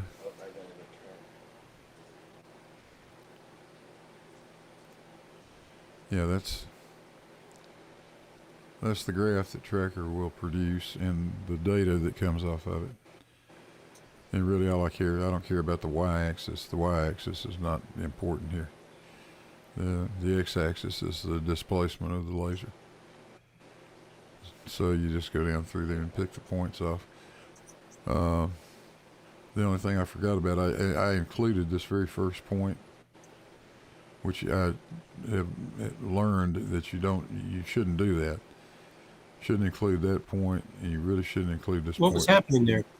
Well, it's just that you've taken it out of one condition and moved it into a different condition, and you need to give it at least an oscillation period to stabilize. So if it starts down here, let it go down to okay, get rid of that one oscillation, and then make the measurement in beyond that, and the same thing on the other side. Yeah. Cavendish actually did exactly the same thing. I just screwed up and forgot what I was doing this thing live here tonight. But all it will do, typically it'll spread the maximum and minimum points apart, so you'll get a measurement of G that's a little bit higher than it should be. But it's higher than what you're actually measuring. If you let the thing go all the way out to its resting point, you can see that. I've done it before. It's a method of it. What Cavendish came up with was a method of analyzing, anticipating where the rest point would be. Pretty fascinating, all the stuff that guy came up with.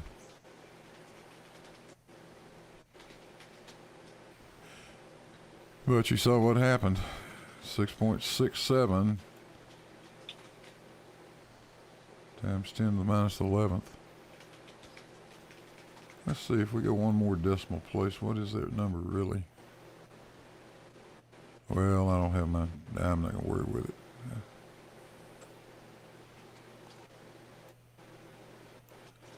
I don't have my ribbon exposed up there right now. Don't feel like turning it back on.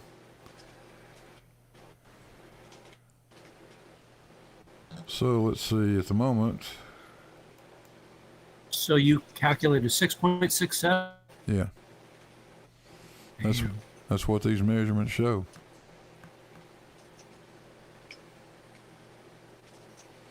That's what tonight's measurements show. But you can see what I've been getting with that wire. 6.69, 6.57, 6.70, 6.61, 51, 70, 62, and a 6.7. The average of this test series at the moment is 6.64 times 10 to the minus 11th, which is within 0.4% of the accepted value. That's pretty damn close. That's just remarkable accuracy.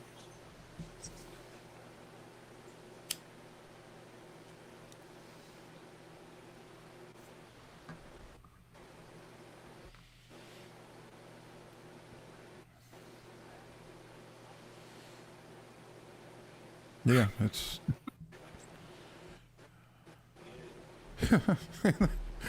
yeah. The crazy part is the damn thing's built out of wood and fishing weights. Hey, shout out to Roden, no last name, for a $10 super chat. Keep up the good science. Flurf's gonna flurf. And never really experiment on their own. Just regurgitate the same bunked talking points. That is absolutely the truth, Roden. Absolutely the truth.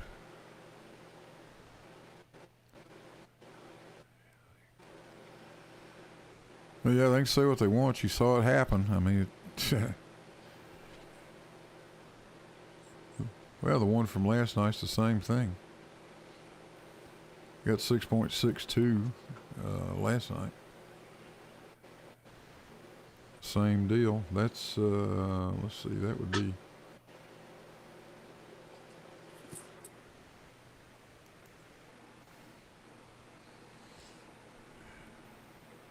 Hang on. That's this one.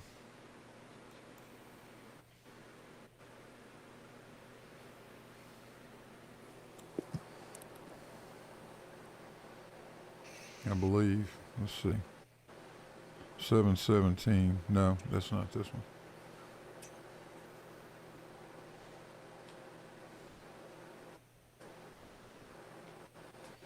Let's see which one it was.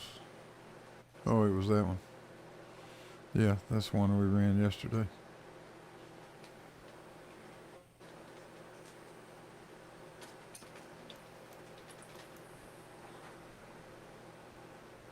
So yeah, it consistently gets those same numbers.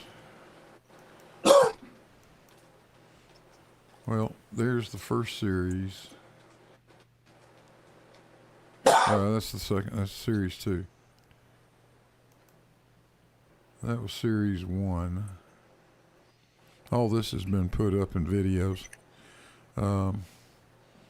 Averaged 6.63 times 10 to the minus 11th. Standard deviation of 3.1 times 10 to the minus 12th. We were 0.7% low. Then series 2 came along. 16 tests in it. And it averaged 6.62. Standard deviation of 3.2. And error percentage of 0.83% low. But when you combine both of those series, you end up with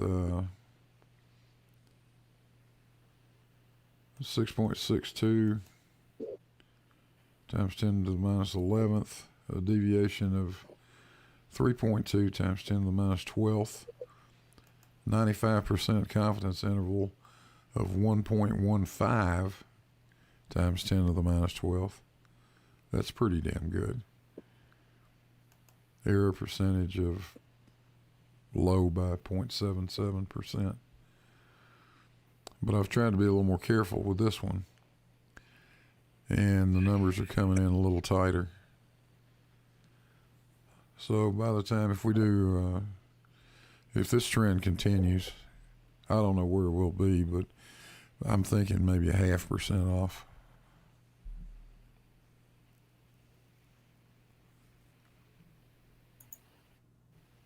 I'll take it.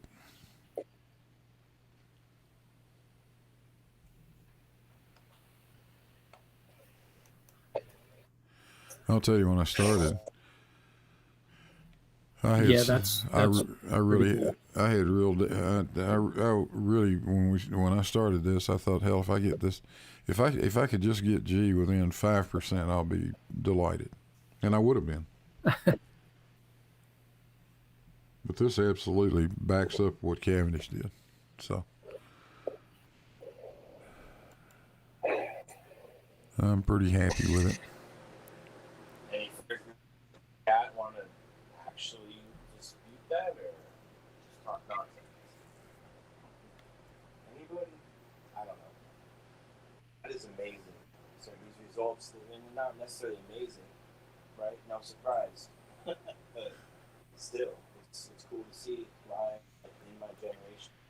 I haven't done it yet. I'm not going to do the Cavendish exam. My degree is computer science, so we're not building these things. But that's pretty awesome to see.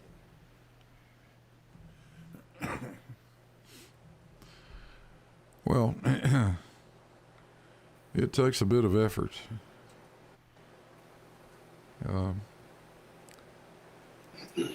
To get the accuracy. And that's what you pay for, really. We can get the first two numbers right, you know. If you want the third one, that third number, that next step is going to cost another, I don't know, a lot of money, right? And if you want to go to 4 numbers or 5 numbers, you need a whole shitload of money. It's just all about how much you're willing to spend. The accuracy costs money. These guys that do the damn big time stuff, you know, whether you got a dedicated laboratory and equipment that you've spent hundreds of thousands of dollars designing and constructing. Yeah, you expect that to get really accurate results. Just phenomenal that this damn thing can do what it does.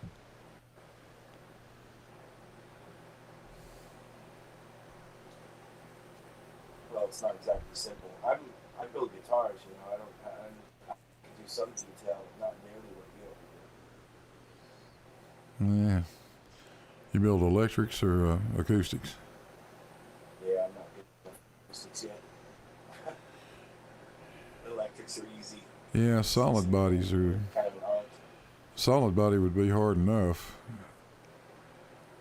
I don't know that I've got I think the hardest part of a guitar is just lining up the neck correctly and making sure that the anchor is to the 12th fret. But other than that, it's just cutting it out. You know, I have a planer that does all the flattening. It's not hard. What you did is pretty phenomenal stuff, and it looks really good too. It doesn't look ragamuffin. It looks really well built. Your audio is really low, Shane. Sorry. The whole thing doesn't look terrible either. It looks really well built, like you actually took time to make something. Oh, it's a piece of art. It looks like a piece of equipment you might actually sell to somebody and they would pay $1 for it.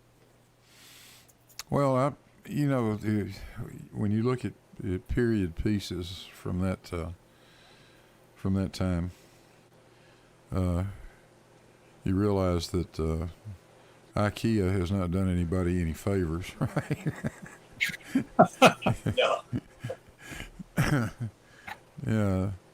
In my lifetime, honestly, in my lifetime, it's probably there's probably very little furniture out there that I would say would be heirloom quality stuff. If you bought it, you'd buy it from somebody like Ethan Allen, maybe. That makes high dollar. But that was the norm in 1798.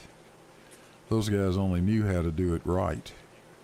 They were true craftsmen, and they took a great deal of pride in what they did. And I would fully expect that what Cavendish built looked at least as good as what this is. I think he would approve of what I've done, but I feel confident saying that they probably used very similar joints to the ones I've used here, dovetails and finger joints and stuff like that. Because that's just the way it's been done for, thousands of years. All that stuff is developed over time. Did you use the same materials though? Did he use the same? He didn't use the same materials, did he? Yeah, he used. Did he have tungsten? Close to it, yeah. Yeah, the only thing that's really different is the tungsten. Okay. That's the only thing that's different. And I couldn't find a replacement for what he did. He used some alloy of copper. WPL says low quality work there, Blue. Yeah, right, buddy. Yeah, he did. It's He's just good doing talking. He's boring. Yeah. Yeah, I tell In you fact, when I saw that, I was like, I did that. I did. what. That's kind of funny. I'll tell you what, WP, I'll put some of your work up on screen, would you? Be glad to take a look at it. Maybe you can show me some things. There's some of his work right there. Why would someone confused about be concerned accuracy? The irony. The irony is It must be why he hasn't said an accurate thing. he's not concerned with it. Yeah, it's just harmless trolling. That's okay. That's what it amounts to at this point. Now, don't go over the line, WPL. No, he's trying to mom a joke back because I got him and mine was better. That's all. He's just trying to get into the mama game like I did. Yeah. Sometimes I get a little lowbrow. So Isn't it a little late for a 13-year-old to be up on the internet? might not be off too much. He doesn't talk like it. I get a kick out of them. They're funny. So are you just using the like standard formulas in Excel, or did you have to come up with any? Oh, these formulas are not in special Excel. formulas? No, they're not in Excel. Unfortunately, I don't know of any cookbook. It's not. You clearly know how to use Excel. Oh yeah. That's the handy thing. I've been using spreadsheets as long as they've been around. Early in my career, way before Excel it was ever thought of, there was stuff out there like Lotus 123 and those kinds of spreadsheets, and then separate database spreadsheets. But we switched over to Excel in about the late 80s, I guess, early 90s, somewhere in there. And I've been using it ever since. But yeah, I've done a lot of spreadsheet stuff. What do you do?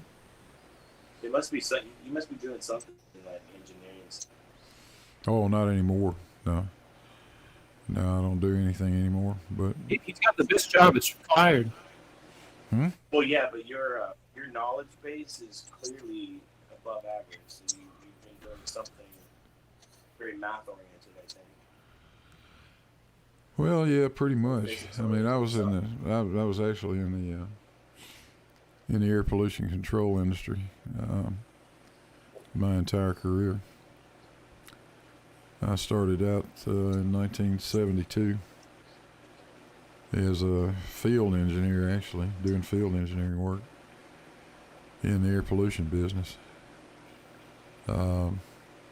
My training really is electrical, but as you go along through life, things happen. And I think I became just sort of a collage of knowing a little bit of structural and a little bit of mechanical and a little bit of electrical and a little bit of chemical.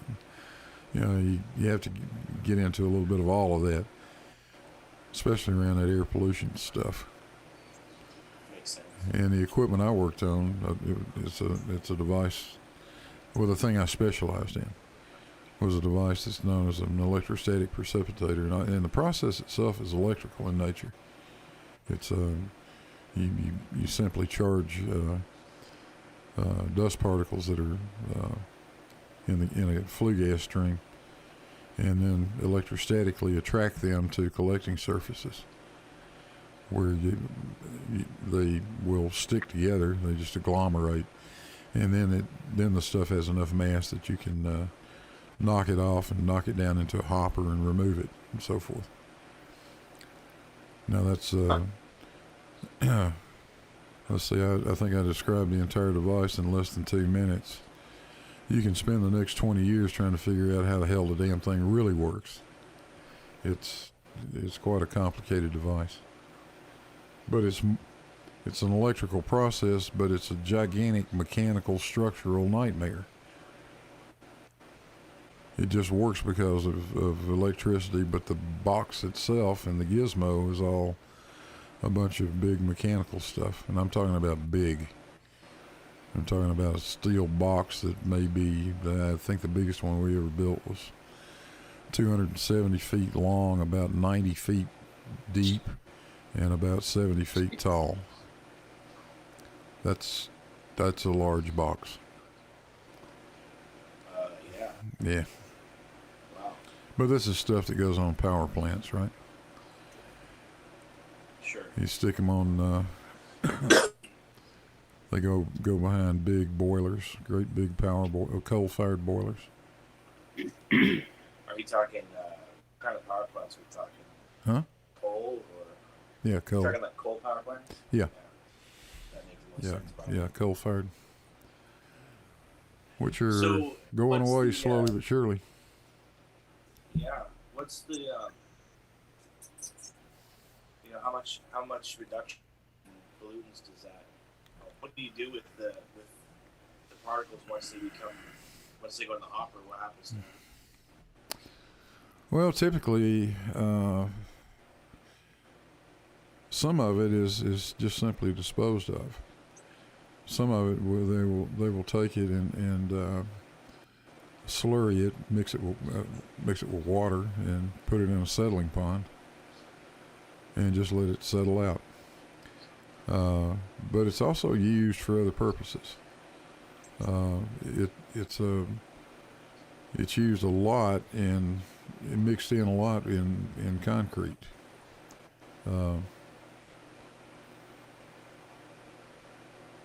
It's also Just to get rid of it in well, it's beneficial to the cement. And some types of fly ash. It's called fly ash. The product that the dirt that's in the gas stream is referred to as fly ash. You get two kinds of ash out of a boiler. You get bottom ash, which is the stuff. Excuse me, the stuff that settles out in the bottom of the furnace that has to be removed, and then you get fly ash, which flies out through the ductwork. We could capture 99.9% of it routinely. But some of it, especially the material that comes out of the Wyoming area, the Powder River Basin, has a lot of calcium in it. That ash will have anywhere from 25 to 30% calcium. And being burned in a boiler like that, it's you're actually just making cement. It's quite reactive stuff. In fact, you really don't want to get it wet because it gets hot real fast, and it will set up just like concrete. So they love to take the ash from that stuff and mix it in with concrete. Interesting. Well, there's an aspect of the business I used to work in power myself. And I knew that they were working on clean coal. So that must be what they mean by clean coal is those precipitators to take out all of that potential air pollutants. Yeah. Well, a lot of different technologies involved. Precipitators are one way of doing it. Fabric filter, sometimes called a bag house, is another way of removing particulate. How many of these power plants have that? How many? All of them. Have some measure. All of them. They all do. Every one of them. It's a requirement, yeah. Oh, yeah. Absolutely. To be a certain standard. Yeah.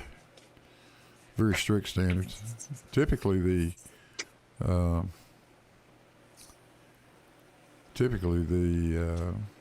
was I about to say? I lost my train of thought reading silly shit here in the chat. I know it's easy to do. Yeah. Yep, got me that time. Anyway, I'm sure I was about to say something absolutely stunning, and I have no goddamn idea what it was. Oh well. But we did all kinds of other things too, not just particulate removal. There's other issues. You've got oxides of, well, you've got sulfur dioxide primarily, which you're going to have when you have any sulfur content at all in the cold. You're going to produce sulfur dioxide. So that's what the wet scrubbers or dry scrubbers are used for, and we built those too. And I worked on them too a little bit. And then you've got oxides of nitrogen, which are going to occur in combustion processes. And there's no convenient way to get rid of that other than selective catalytic reduction. So we built those silly things. And then you get into other areas like mercury control. And that generally requires something like activated carbon to control it. It's a fairly complex industry. Yeah. So if we size that up with all of that experience you have, obviously math is in there, and then technical knowledge of chemistry. There's probably some physics in there. Clearly, physics when you talk about like the thermal reaction of some of that stuff getting wet.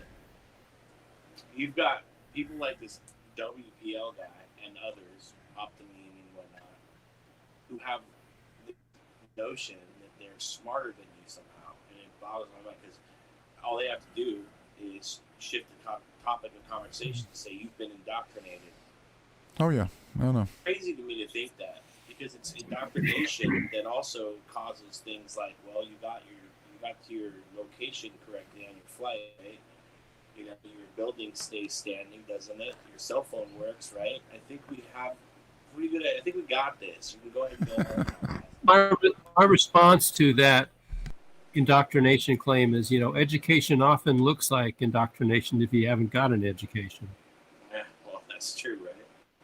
True. Have you ever encountered a flat earther who's got a STEM education? No. Or has ever sat in a STEM classroom? Ever? Based on the things that they say, some of them say they do. No, I don't agree. I don't think so. I probably didn't go to nearly as much as Blue Marble, right? But I did take some classes that, some basic, I took calculus, right? So as I'm reading these things in my calculus book, trying to understand it, because the concepts, and I don't think I'm stupid, but these concepts are a bit difficult, Think about, like, say, just integration, for example.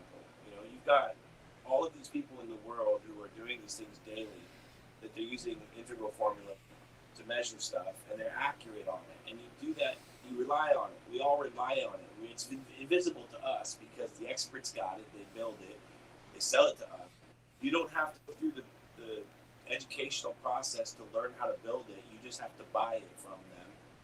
And you do. So obviously you trust science, or you don't get into a car without that trust, because a car is a dangerous weapon. But throughout all the years, physicians and all these people make these things possible.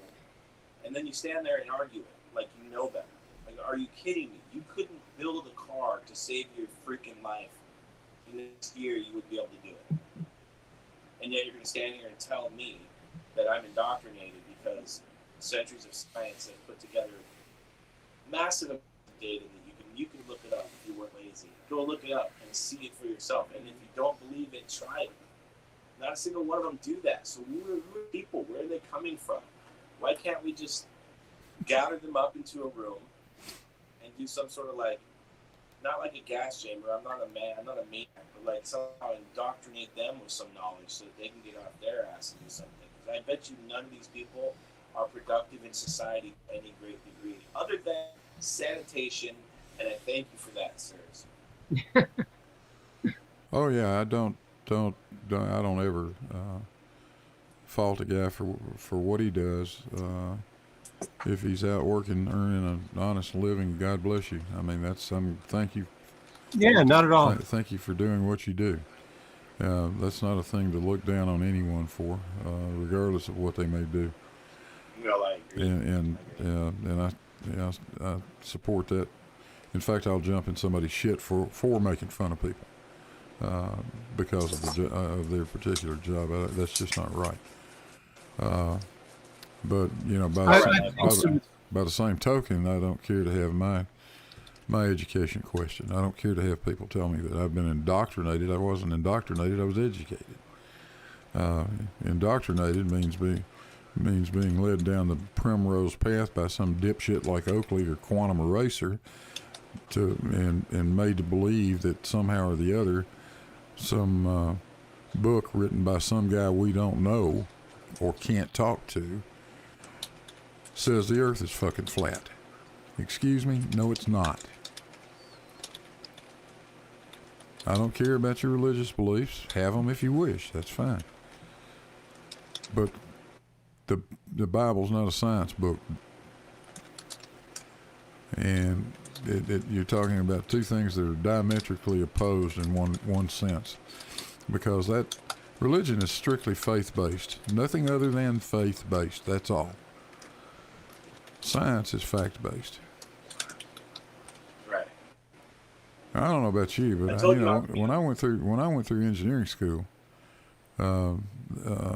they sure as hell didn't just spoon feed shit to us. We had to go figure it out for ourselves. We had to do the work. Absolutely. Yeah. We went to those damn it works, right? we went to those damn labs and did things like Cavendish. Hell, I did it. We did it in a physics lab with one of those tinky little chicken shit sit on the tabletop things. They had them even back in the dark ages when I grew up, for God's sakes. And they were a pain in the ass, but it demonstrated the principle, right? But it wasn't just that; it was everything. I mean, you know, all those demonstrations. Well, they told you that something would be. Yeah. They told you what something would be, and then you had to do it so that you could demonstrate what they were telling you. Exactly. So it wasn't just a matter of, oh, this is how it is. No. This is how it is, but you're going to show me by building it. And they build it, and they go, okay, see? And you go, yeah, that's what it is. That's the part that they don't seem to get. It's like that for everything. Like, I'm in computer science. I've actually had the application to work.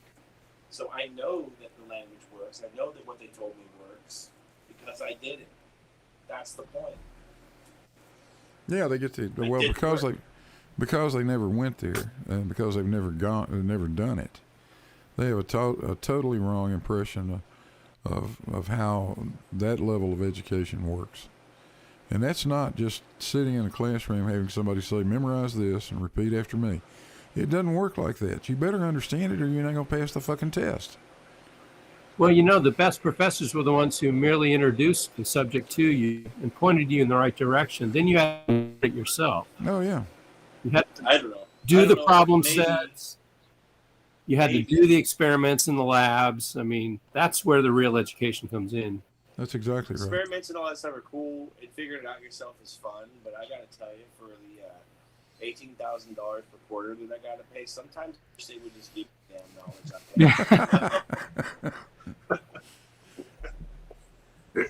Well, I'll tell you the best.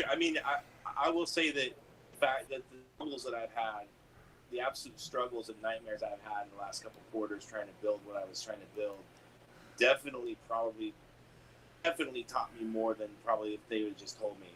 It did. Now it's in my soul. But yeah, you know, I get it what you're saying, but sometimes I just wish that some of that stuff would just come to me for the money I'm paying. End of rant. Yeah. But you know, you learn as much from the failures as you did from the successes, right? Probably more. Right. Yeah. And do that. You can't indoctrinate that into someone. True. I earned that. Yeah. Yeah, that's right. Oh, the best. And I had a professor who said, "Believe what I'm telling you." They always, they say, "Go look it up. Look it up for yourself. Figure it out for yourself. You'll see what I'm telling you." Yeah. Is that I it's in your chat right now? Huh? Who? QED. Oh, QED, yeah.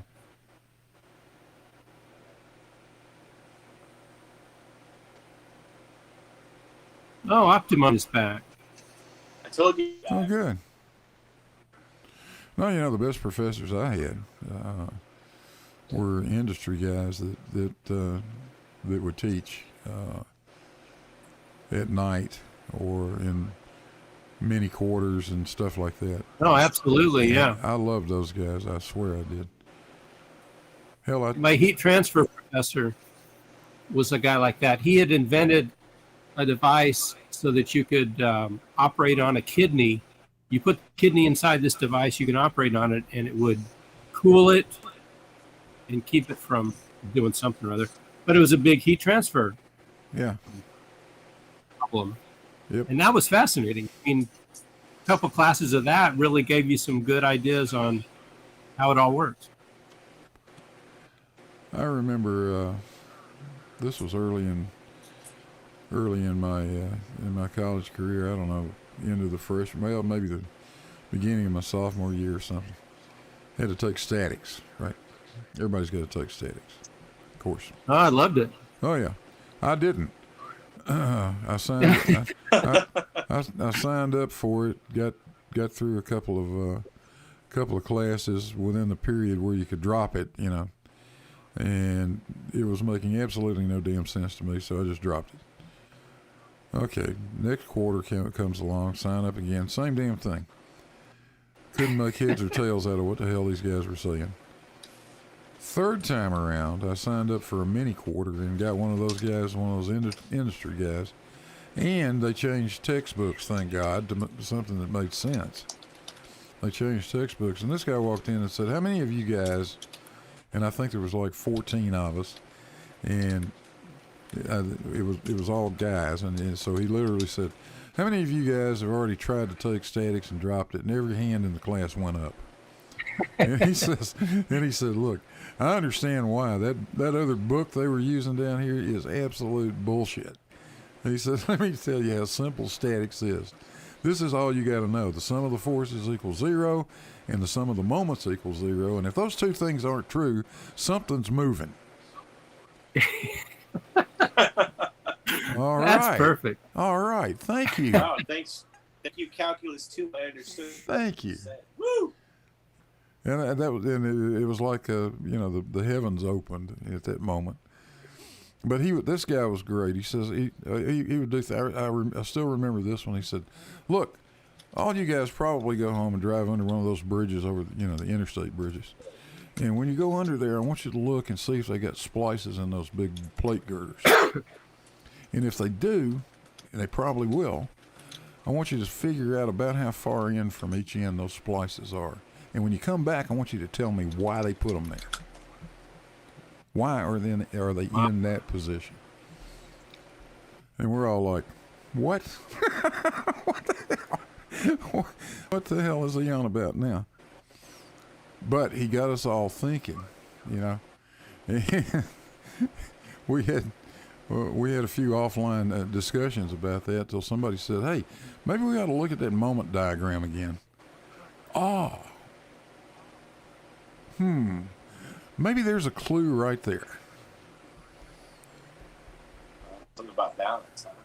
Yeah, and that's where the moment is 0. That stops that connection, the connection between the center span and the outboard from being moment connected. Yeah. Yeah, no. So it just We got a moon. But he would do stuff like that, just unorthodox stuff like that, which taught us, all of us, a lot more than we would have ever learned just reading the friggin' book. He knew exactly how to make you think. I'm with you on that. I like to hear something and then try to do it instead of I can't do reading. Reading is the hard part for me.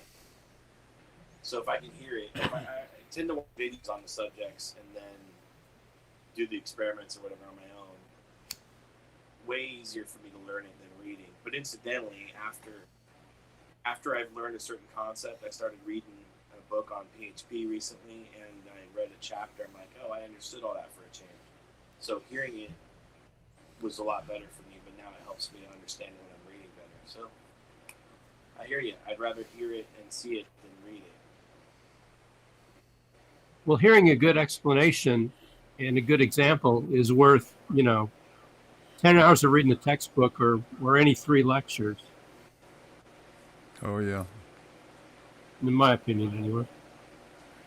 Yeah, unless maybe you have an eidetic memory. Other than that, I can't see it being better or worse. But all those. Nah, most people don't have crappy memories. That's why we're able to look everything up. Yeah. Well, you don't have to remember all of it. You just got to remember where to go to look for it. Exactly. That's it, and how to find it. Yeah. That's what it's all about. And as long as you can remember what it is you have to look up, that's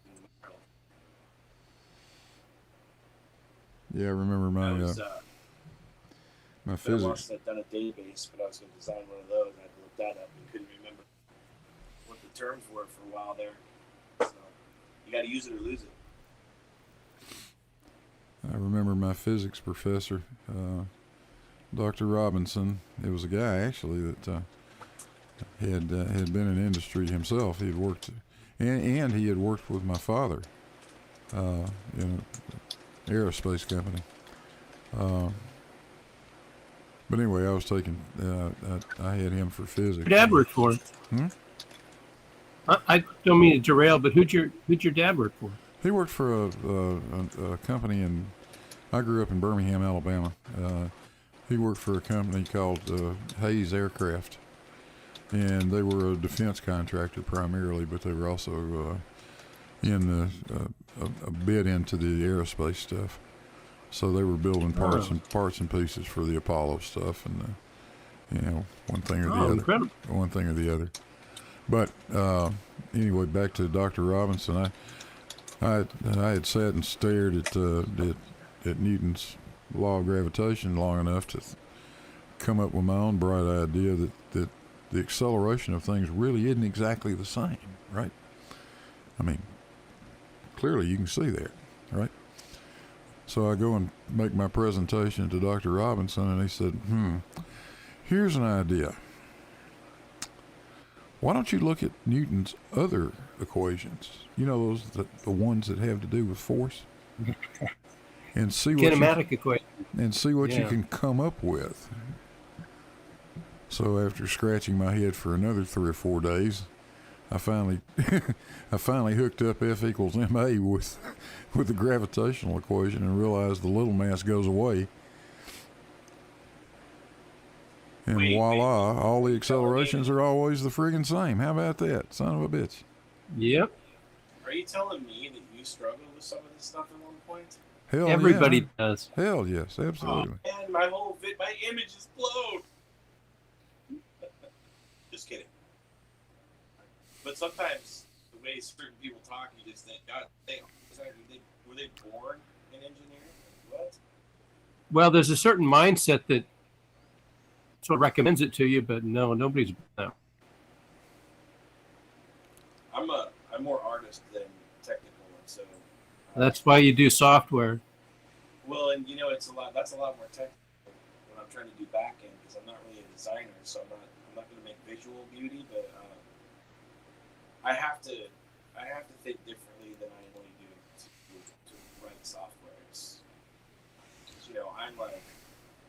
I'm abstract in a lot of ways, being a musician and whatnot. But I can't just sit down at a computer and start programming. I have to kind of sink into it and try to remember. Oh yeah, okay, I have to do this syntax and that syntax for this language. It can be pretty taxing, but I definitely struggle with some really higher end concepts math, particularly calculus to integration. That was my hardest. That was the biggest struggle I've had all my life. Just basic integration. I have no problem with all the rules of integrals, but trying to do the actual integration, I just never could figure it out. Never get an integral right unless it was real simple. Like I could integrate x squared, but I could never integrate like cosine x. Yeah. X. It's not intuitive. Yeah. So I just struggle with it. So Flip, yeah. You guys all sound like. Flip to the back of the That book. makes so much sense. Totally. Oh shit! Just Yeah. flip to the back of the book. They got all those standards already figured out. Write them down. Yes, I tried that. Yeah, you don't have to derive all that crap. I I didn't have enough time, honestly. I could have figured it out given more time, but this corner moves so fast. So I kind of gave up on it in the end. But I'm just listening to you guys. I mean, I already respect you, Blue, anyway, for your knowledge and your efforts. But you just sound like this is something you were born with. So it kind of, I mean, I'm not completely surprised that you struggle, but it's kind of fun to listen to it a little bit to know I'm not alone.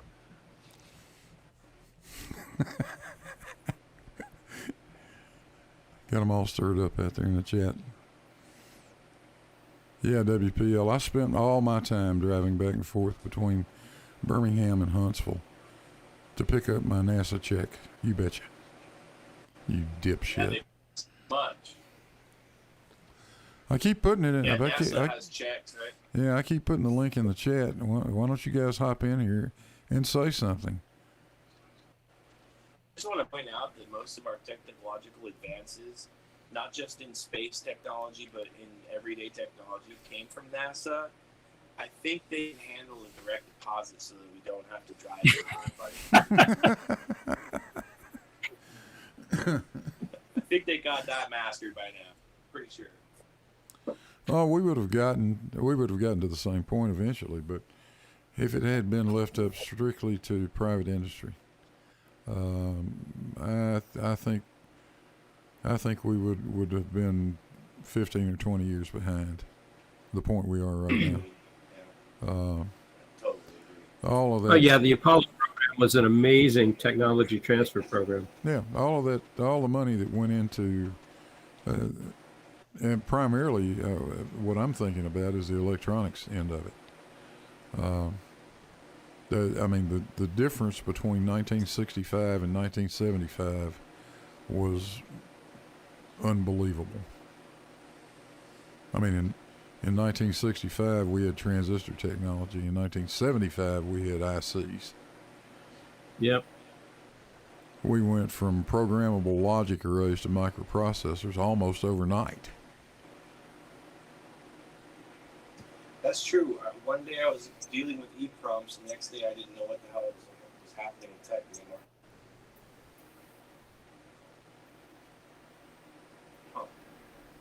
IC, integrated circuits, right? Yeah. Yeah. Okay, just make sure. Yeah. I think But it's none awesome. of the, the We're NASA, in a time in life. yeah, all of the We got to Apollo, see the internet. all the Apollo stuff was predated the microprocessor world. Jesus Christ, the memory in the Apollo modules was laced up. I mean, physical memory. Yeah, it was. It was Yeah. 4 megabytes, something like that. Yeah. Yeah, Ridiculously small. little toroidal ferrite little beads that they strung wire through. It's amazing, absolutely amazing. Yeah, look at the Apollo guidance computer sometime and how it was put together. It's amazing. That's crazy. Oh yeah, a digital watch has got a shitload more memory capability than anything they had in those spacecraft. I'm just glad I was around to see the internet. And, of course, we grew up without it, and suddenly now I know there's people out there right now. My son is one of them. He's an adult, and he never without the internet. And I grew up without even a cell phone. In fact, I'm old enough that we had a dial phone, not a push button, but a dial phone. And now we can talk to somebody across the world and give it a moment without spending an extra dime. Hey, shout out So to awesome. Sofa King Sleepy for $2 super chat. Thank you, sir. Beautiful job, Big Blue. Well, it was a job. I don't know how Sofa beautiful King it is, Sleepy. but it was a Some It was username, by the way. it was a job. Had a lot of fun. I've had a lot of fun. I'm gonna hate to see it go. but one day it'll have to. I kind of want my workbench back. Haven't been able to do. You gonna keep anything from that? No, I don't think so. I'll hang on to a few souvenirs, I guess. What about that base in the middle there? That looks like a nice piece of equipment. It's a piece of furniture. Oh, that table it sits on. Coffee table size. Yeah, no, it's this whole thing has got it has a future owner, which I'm not going to talk about at the moment, but it's not going to be, it will not be destroyed. I'll put it that way. It'll have a life. So that makes me happy. You're going to document it pretty. I'm sorry. Go ahead. You're going to document it pretty extensively, aren't you? I am. I am. Let's see. What are we up to? Word count now.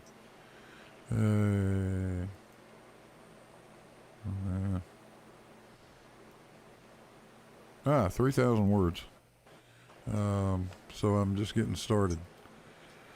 Yeah, I'm trying to put a good report together. To summarize the whole thing.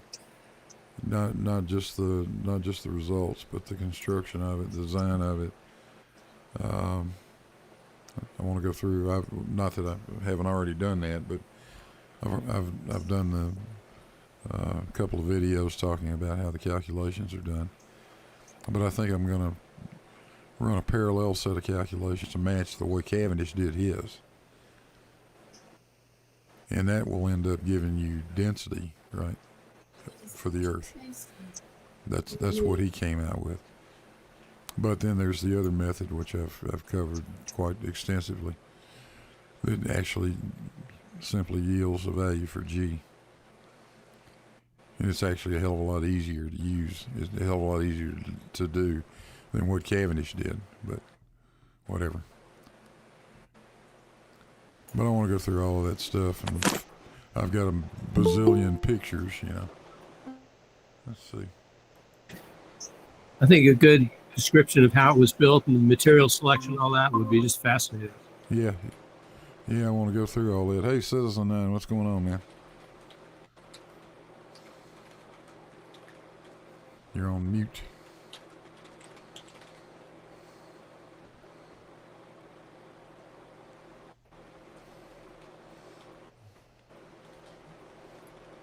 Yeah, he'll find the mute button down there. It's a little mic button at the bottom.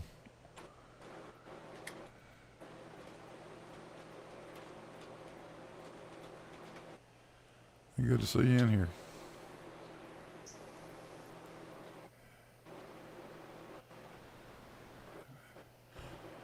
Yeah, I'm going to do that. The report part of it I'm working on right now. You could call it a paper, I suppose, if you wanted to.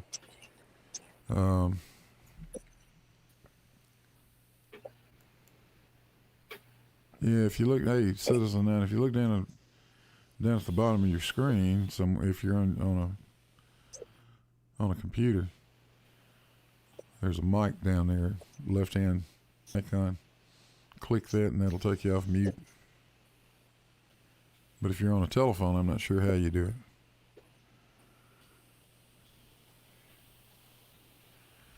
Yeah, so I want to do a really thorough job of describing this thing and documenting the results and all of that.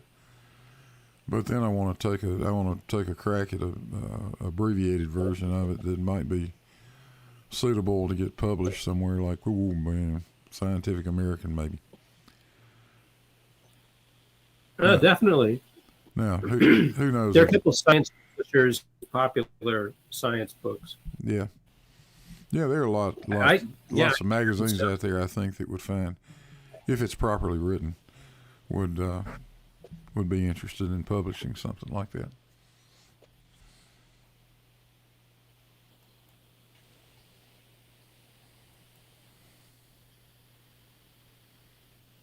So we'll see where that goes. Probably nowhere, but you never know if you don't try. Well, I think it would sell. I'd buy a copy.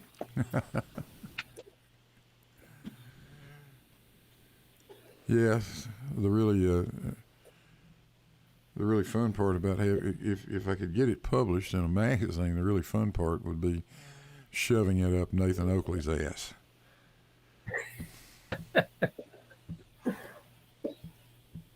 What is it you flat earthers have managed to get published, huh? Is Oakley published? Huh? Oakley published? Oh no. Oh, okay. Okay, I lost a little faith in the world for a second. Nah, not hardly. I wonder what he would publish about. Gas pressure? Necessary antecedents? Hey, Semantics? possibly. How to insult a man 50 times in 10 minutes? Well, he could do a fairly extensive article on the proper use of a mute button. Okay, good. Screaming for fun and profit. Yeah. Yeah. Good one. How to beat the shit out of your kid and get away with it. Oh, Ouch. Sorry. well, truth hurts, especially his kid. Yeah, he still claims he didn't do that, but we all heard it. Everybody knows what happened. You know, I hope we got it wrong, but probably not. Is that like the Riley whiz heard around the world? Oh, yeah.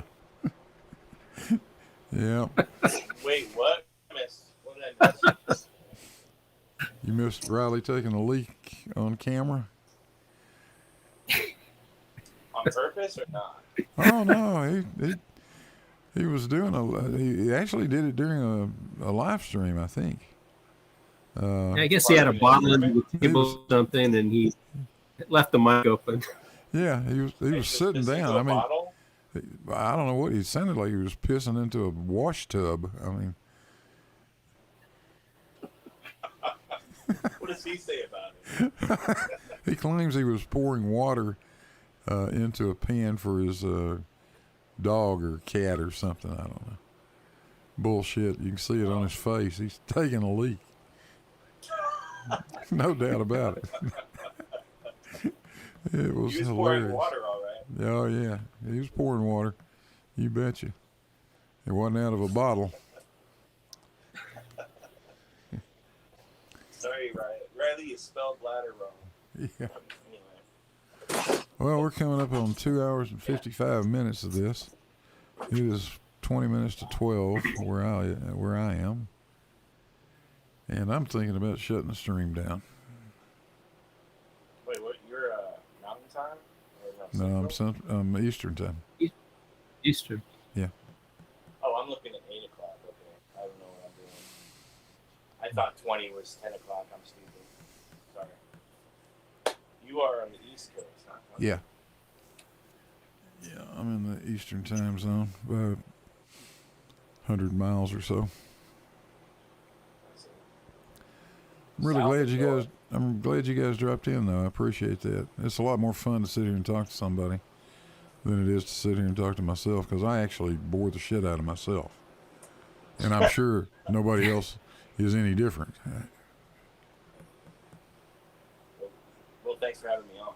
Oh, yeah. Yeah, guys, appreciate it. Thanks for running. you guys are welcome anytime. I'm going to start doing more live streams, I think.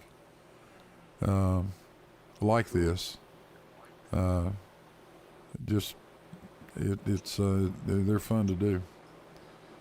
Need to think up a format and Yeah, for sure. do a few things and sort out my my system here a little bit better. I'm new at this part of it, but this has gone fairly smoothly. I didn't screw up too much stuff. None of the flat earthers could get up here. Yeah, that's what we need is some flirts. join in, but apparently, well, you know, if you can't run with the big dogs, I guess you just got to sit on the porch. So WPL says he listened for 2 hours and 55 minutes and didn't hear one globe proof. That's what he says. Oh, poor baby. Nobody's out there proving the globe. It's an objective fact. You don't prove something that's an objective fact.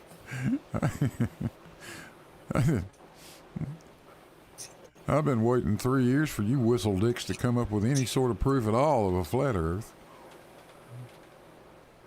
When you guys going to get around to it, huh? Get around to it. I think they believe all these recent flights, Branson and Bezos, people trying to prove to them, or the CGI. spherical Earth to them. By the way, anytime I see it presented by flat earthers anymore, I'm playing with CGI. That's my standard. Yeah. Well, odds are better than 50-50 that they are CGI. That's all it is. Yeah, that's all they ever say about anything that proves them wrong. See, that's the thing. You can't take a stance where nothing you say is wrong. If you do, you're going to be wrong, period. Because we're people. You're always wrong somehow. And if everything is just bullshit, then, and you're always right, there's no argument with you. You can't argue with that person. You have to be open to it. And I guarantee every one of us is, I am, if I could see some kind of evidence that would indicate that there's no other option than flat, I'd be all about it. But every flat Earth evidence presented also has an explanation that fits perfectly with the globe. So therefore, there has been no evidence of flat Earth by itself. While there is absolutely plenty of it that the flat Earth can't explain. And say what you will, that's the truth. All flat Earthers out there. You can explain more than one or two. You can't even explain two things that we see in our observable reality with the flat Earth that would make any sense at all. Do two. Try to do three or four. Talk about tides. Talk about the sun and the moon. Talk about the phases. What else? Things going over the horizon, perspective, refraction. You can't do any of that on a flat Earth. Meanwhile, over on the globe side, I can look now on the internet what the tide is over here. Because I'm in Seattle, right? So I can say if I want to go over to the sound or whatever, I can see what the tides are, and they'll be correct. That's not bad. That's because we understand the globe model, and the math works, and the reasoning behind it makes absolute sense, and we've proven it. So, let's get a flat earther on one of these things to try to explain more than two phenomena that we see that make sense on a flat Earth. You cannot do it. That's all I have to say. Yeah, that's not going to happen. Exactly. Point.